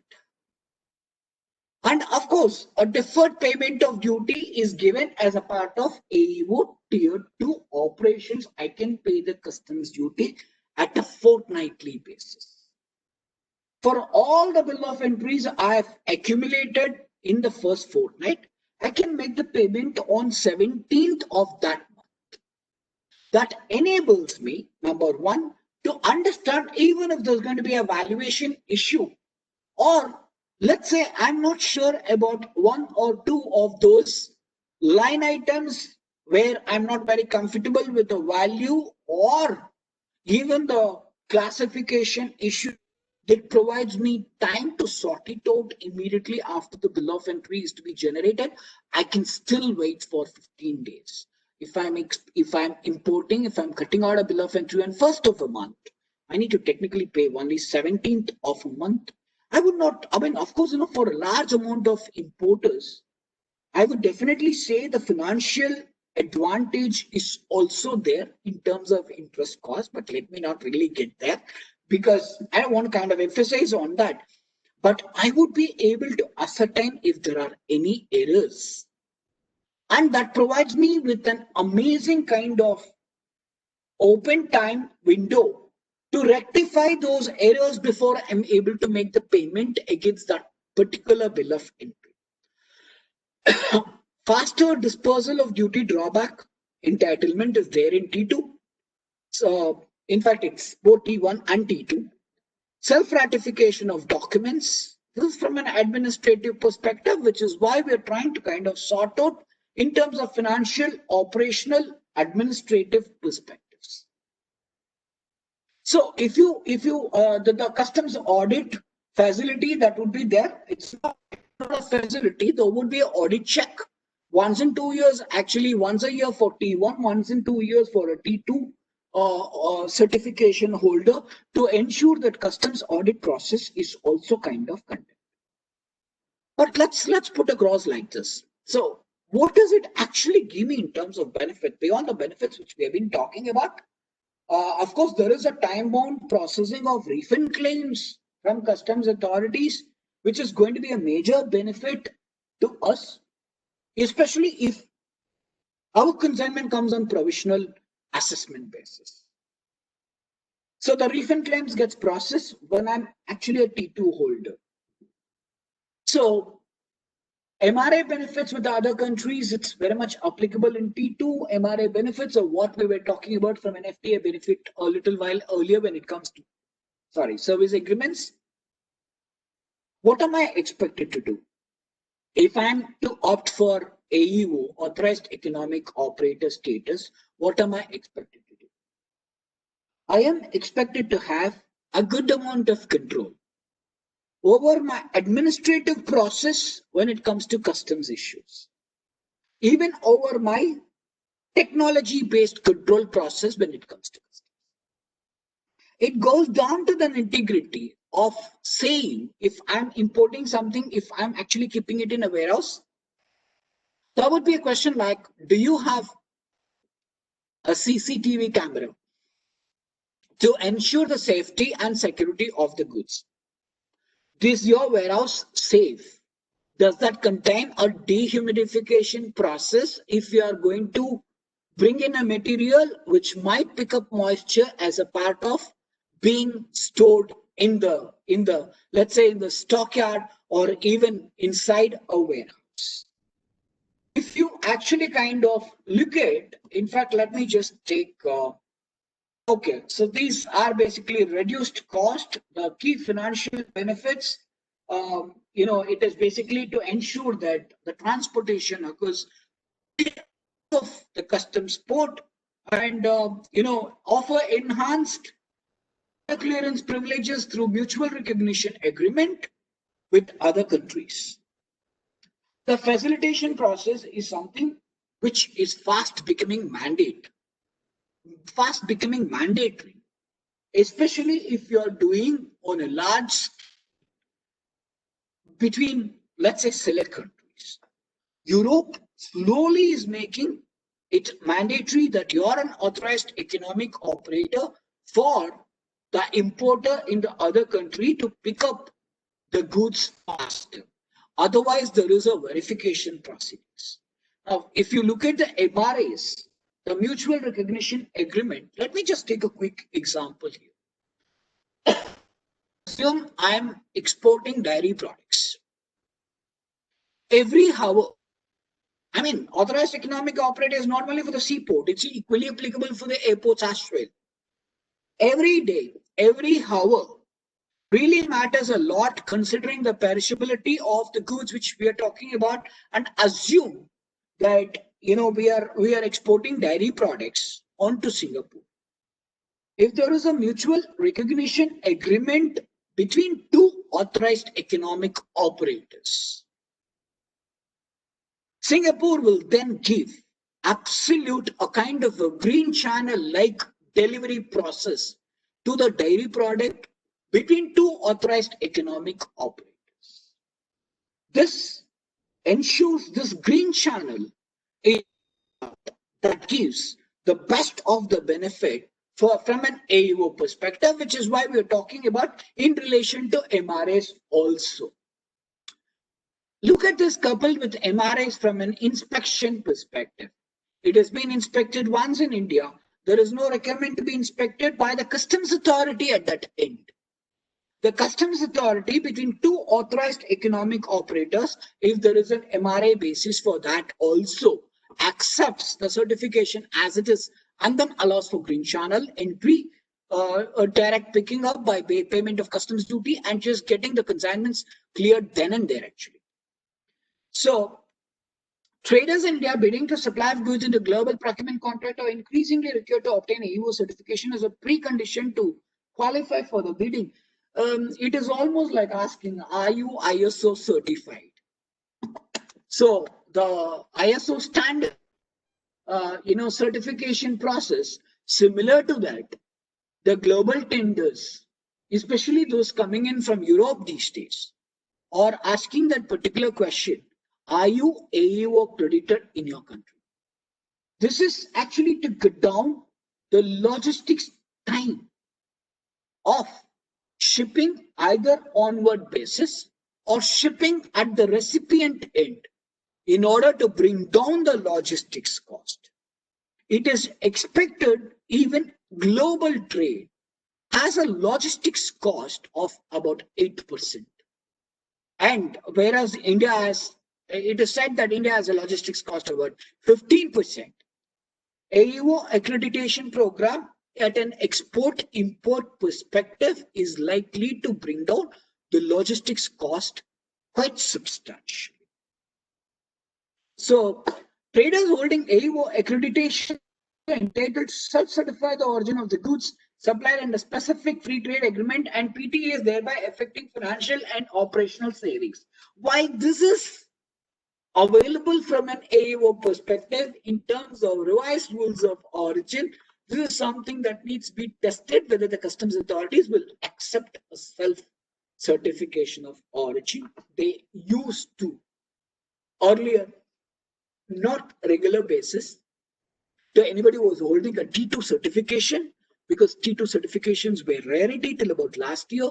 Anybody who was holding T2 certification, they used to accept the self-certification. But the last pointer may be taken with a pinch of salt because it needs to be tested with the customs authorities will kind of accept the concept of self-certifications at this point. Okay, we just have, see, the reasons why I've put in the annexures to be submitted is for us to kind of understand the extent of certification process the AEO concept will actually ask for. General compliance, legal compliance, transport, commercial records, financial solvency of the application. There can't be any litigation alleging clandestine removal or evasion or any of the allegations with malafide intent other than pure interpretation for a person to actually get either T1 certification or T2 certification for that matter. It sets out the annexure. If you look at it, details of prosecution launch for that matter. Disputed duty, disputed drawback, and total duty paid claimed for the last 3 financial years. Thank you. So these are the extent to which the compliances needs to be complied with, met with for the purpose of opting for AEO. Since we have one more big time topic that is to be handled, I don't know how we're going to handle. Avinash, where are we in terms of till what time can we go on? I mean, because it's like 5:30. Sir, we can go to 5:45. Are there any questions on this? Because I don't know whether No. Yeah, there's one question from Mr. Sunil Ahuja. What is prescribed criteria to ascertain financial solvency in AEO-LO? It is not about you need to be. I mean, you can't be a company which is under IBC. As simple as that. Let me put it across like this. You can't be restructuring under IBC. I mean, a company which is going under liquidation proceedings cannot go for that. Otherwise, financial solvency is not something they look for in terms of a running company. The criterion you should have had 25 bill of entries actually, at least for the purpose of T1, and so on and so forth. I hope this answers your question. So there are no more questions, sir. You can move. Okay, so I think we need to kind of fast track for FTP, but the FTP was again something which I want to kind of spend a good amount of time. Foreign trade policy, foreign trade policy is built on the backbone of the preamble to foreign trade policy to say that the ambition, aim of export is only to ensure that the goods and services are exported and not taxes and duties. That's basically the preamble, the strength on which foreign trade policy is built around. Foreign trade policy has 3 pillars to it. When I'm referring to 3 pillars, I'm talking about one is incentive-based foreign trade policy. Second is duty remission-based foreign trade policy. Third is mandatory obligation-based foreign. So what is the incentive? If you look at it, let me set it out from reverse. The export-oriented undertaking, STPI, ESTP, and BTPs are expected to mandatorily export their goods or services. Under prerogative, they are allowed, permitted to actually sell in domestic tariff area also, namely they can sell it within India as well. There is a duty remission such as advance authorization, DFIA, which talks about if you are actually looking for, or even for that matter, EPCG, if you are looking for if you're looking for import of goods for the purpose of getting tagged with certain amount of export obligations, then you can actually import either the inputs in the case of advance authorization and DFA and capital goods in the case of EPCG. You can import them without payment of any customs duties, subject to the condition that you comply with the export obligations as mandated in the law. The third part is very interesting part.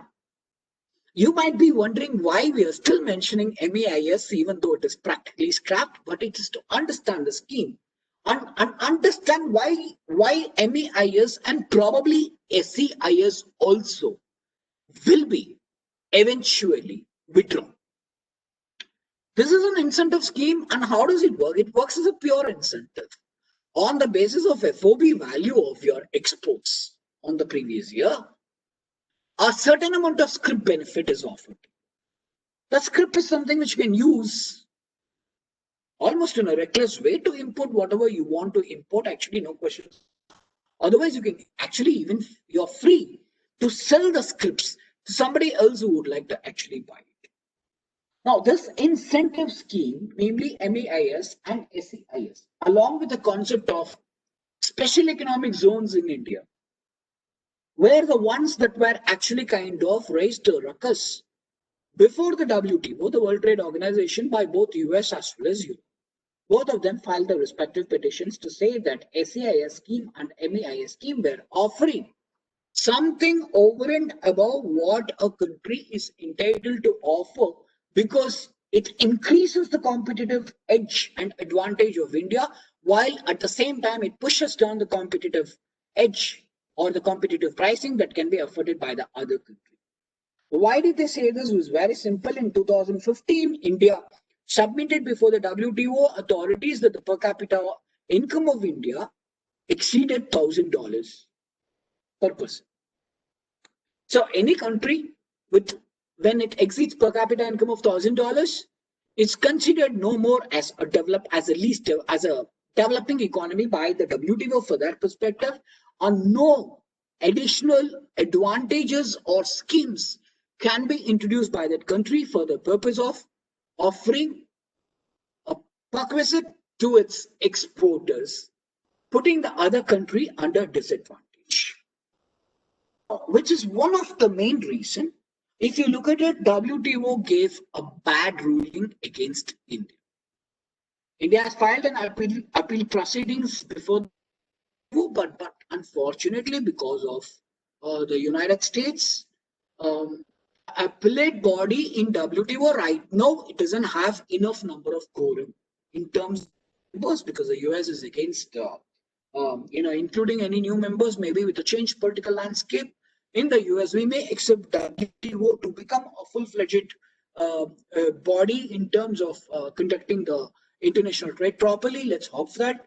Once it comes, I don't know what's going to happen to actually the cases against India. But as of now, India lost its story of why it is offering benefits on MEIS and SEIS before the WTO, which is one of the reasons. Of course, no government is going to say that we are bound by WTO policies. It's almost like giving up sovereignty to make that kind of statement, which is why if you see in the last about 3 months narrative, MEIS scripts are being withdrawn. No more fresh extension of MEIS script. SEIS is breathing its last few moments. If any one of you are entitled for services exported from India's scheme, please opt for it. Now is the moment for it. I would not be surprised if SEIS is also withdrawn before 2022, because that is the window of 7 years we have in terms of a grace period to comply with the WTO norms for abrogation of both MEIS, which is already happening, which is practically going to be, the last nail in the coffin is going to happen on 31st December.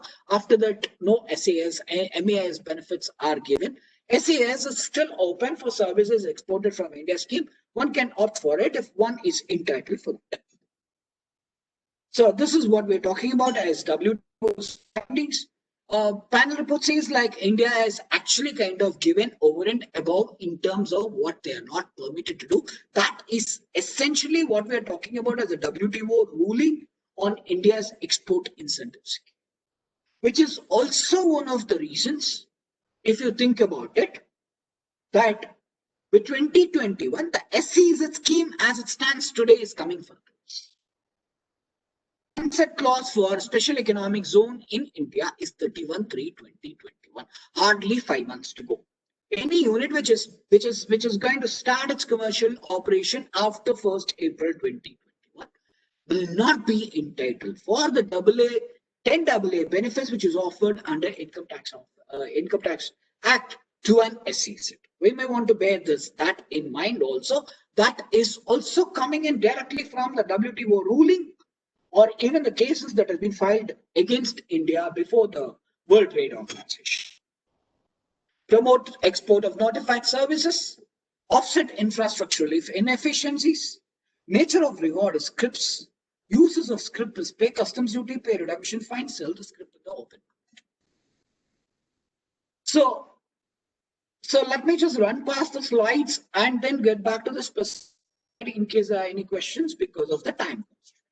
Advance authorization, there has to be, it's mainly for inputs. There is a minimum 15% value addition. This is a time frame, when I take an advance license here, when I take an advance authorization, it's valid for 12 months. I'm expected to kind of export after the value addition by incorporating the inputs of what I have imported duty-free or procured duty-free into the product and export the product. There is an incorporation element as a part of advance authorization. And then applicability is only having physical exports and deemed exports. DFIA is on the same lines of advance authorization. EPCG is more specifically for import of capital goods for the purpose of usage, and I'm expected to pick up an export of 6 times over a period of 6 years from the date I actually get the EPCG certification with me. There are certain amount of what happens if I actually kind of do it on a fast track mode. There is a certain amount of discounted benefits which are given to me if I'm able to kind of export 75% within a period of 4 years. The remaining amounts may be waived off in terms of the export obligation may be waived off. Is what the other benefits of foreign of the EPCG is all about. The final pillar of foreign trade policy is ETPI or EHTP. I'm not including special economic zone as a part of the foreign trade policy for the simple reason that special economic zone has an enactment of its own. There is something called as an SEZ Act. Whereas in the case of EOU, STP, AHTP, BTP are all only a part of foreign trade policy, which as the name goes, is only a policy prescription. And there is no substantive nature of enforcing these policy prescriptions unless the respective enactments give an intent. For instance, if EOU, there is a 50 notification 2003 that says an EOU can import any goods without payment of customs duty at the time of importation as long as it is to be kept in the bonded warehouse for the purpose of in adherence to the letter of approval that's been given by the Development Commissioner. While EOU can talk about it unless there is a notification from the customs from the Customs Act per se. The FTP remains only a foreign trade policy prescription and doesn't have any substantive value by itself in enforcing any of these prescriptions. Or in the case of a special economic zone, the SEZ Act is very much prevalent. SEZ Act, in fact, has overriding powers over any other act, which is why we see majority of the SEZ cases winning as opposed to the other acts to speak of. So stop here, and either in FTA or in AEO or in FTP, are there any questions?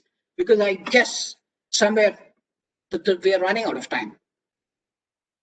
Avinash, are there questions?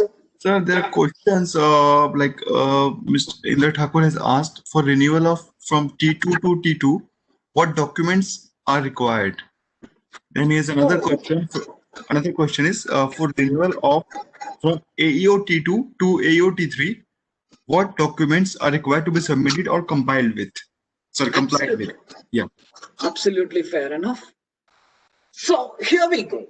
Okay. So Avinash, would this be shared with the attendees? Yes, sir. Yes, we'll be sharing this presentation with the attendees. So what we have given here as a comparative analysis will set out what is that you need to give additionally for T2. So you also have an entitlement to answer your question. If you have already taken T1, you can go up to T2 on this basis, or one can opt directly for T2. So if you look at the criteria, this is the key benefits. At the same time, it actually kind of sets out what are the parameters. If you look at this particular slide, eligibility wise, AE1, T1 and T2 in the similar scale, we have it for T3, but for T3, you should have been a T2 before opting for T3, but you a T1 for the purpose of opting for T2. So these are what you find under T2 or the additional security measures one needs to put as a safeguard mechanism for opting for T2. I hope this answers your question. Avinash? Yes, sir. There are no more questions, sir. Most of the participants are asking about the PPT, and we have informed like we will be sharing the PPT with them by tomorrow. Of course. I mean, to all of you, thanks a ton actually for being on the webinar. I am a little sorry that the AUO perspective and more importantly, the foreign trade policy perspective, that we have not been able to spend more time because of lack of time. But I would actually welcome, I'm sure that Avinash would be sharing my mail ID also. If any one of you have any kind of further questions or questions which you may wanted to have asked, but you didn't have time to ask, absolutely most delighted to be of support to you. Drop in a mail and I'll be happy to get in touch with you to explain whatever queries you may have. So is that all, Avinash? Yeah, so let me propose a hearty vote of thanks to you for sparing your valuable time and joining us for this program. And I must tell it that it was indeed a very informative presentation. And I hope all the participants would have enjoyed this session. So I would like to thank all the participants for attending this session. And as informed, we will be sharing the presentation copy with you by tomorrow. Thanks a lot. Thank you, Raman. Thanks, everyone. Bye-bye.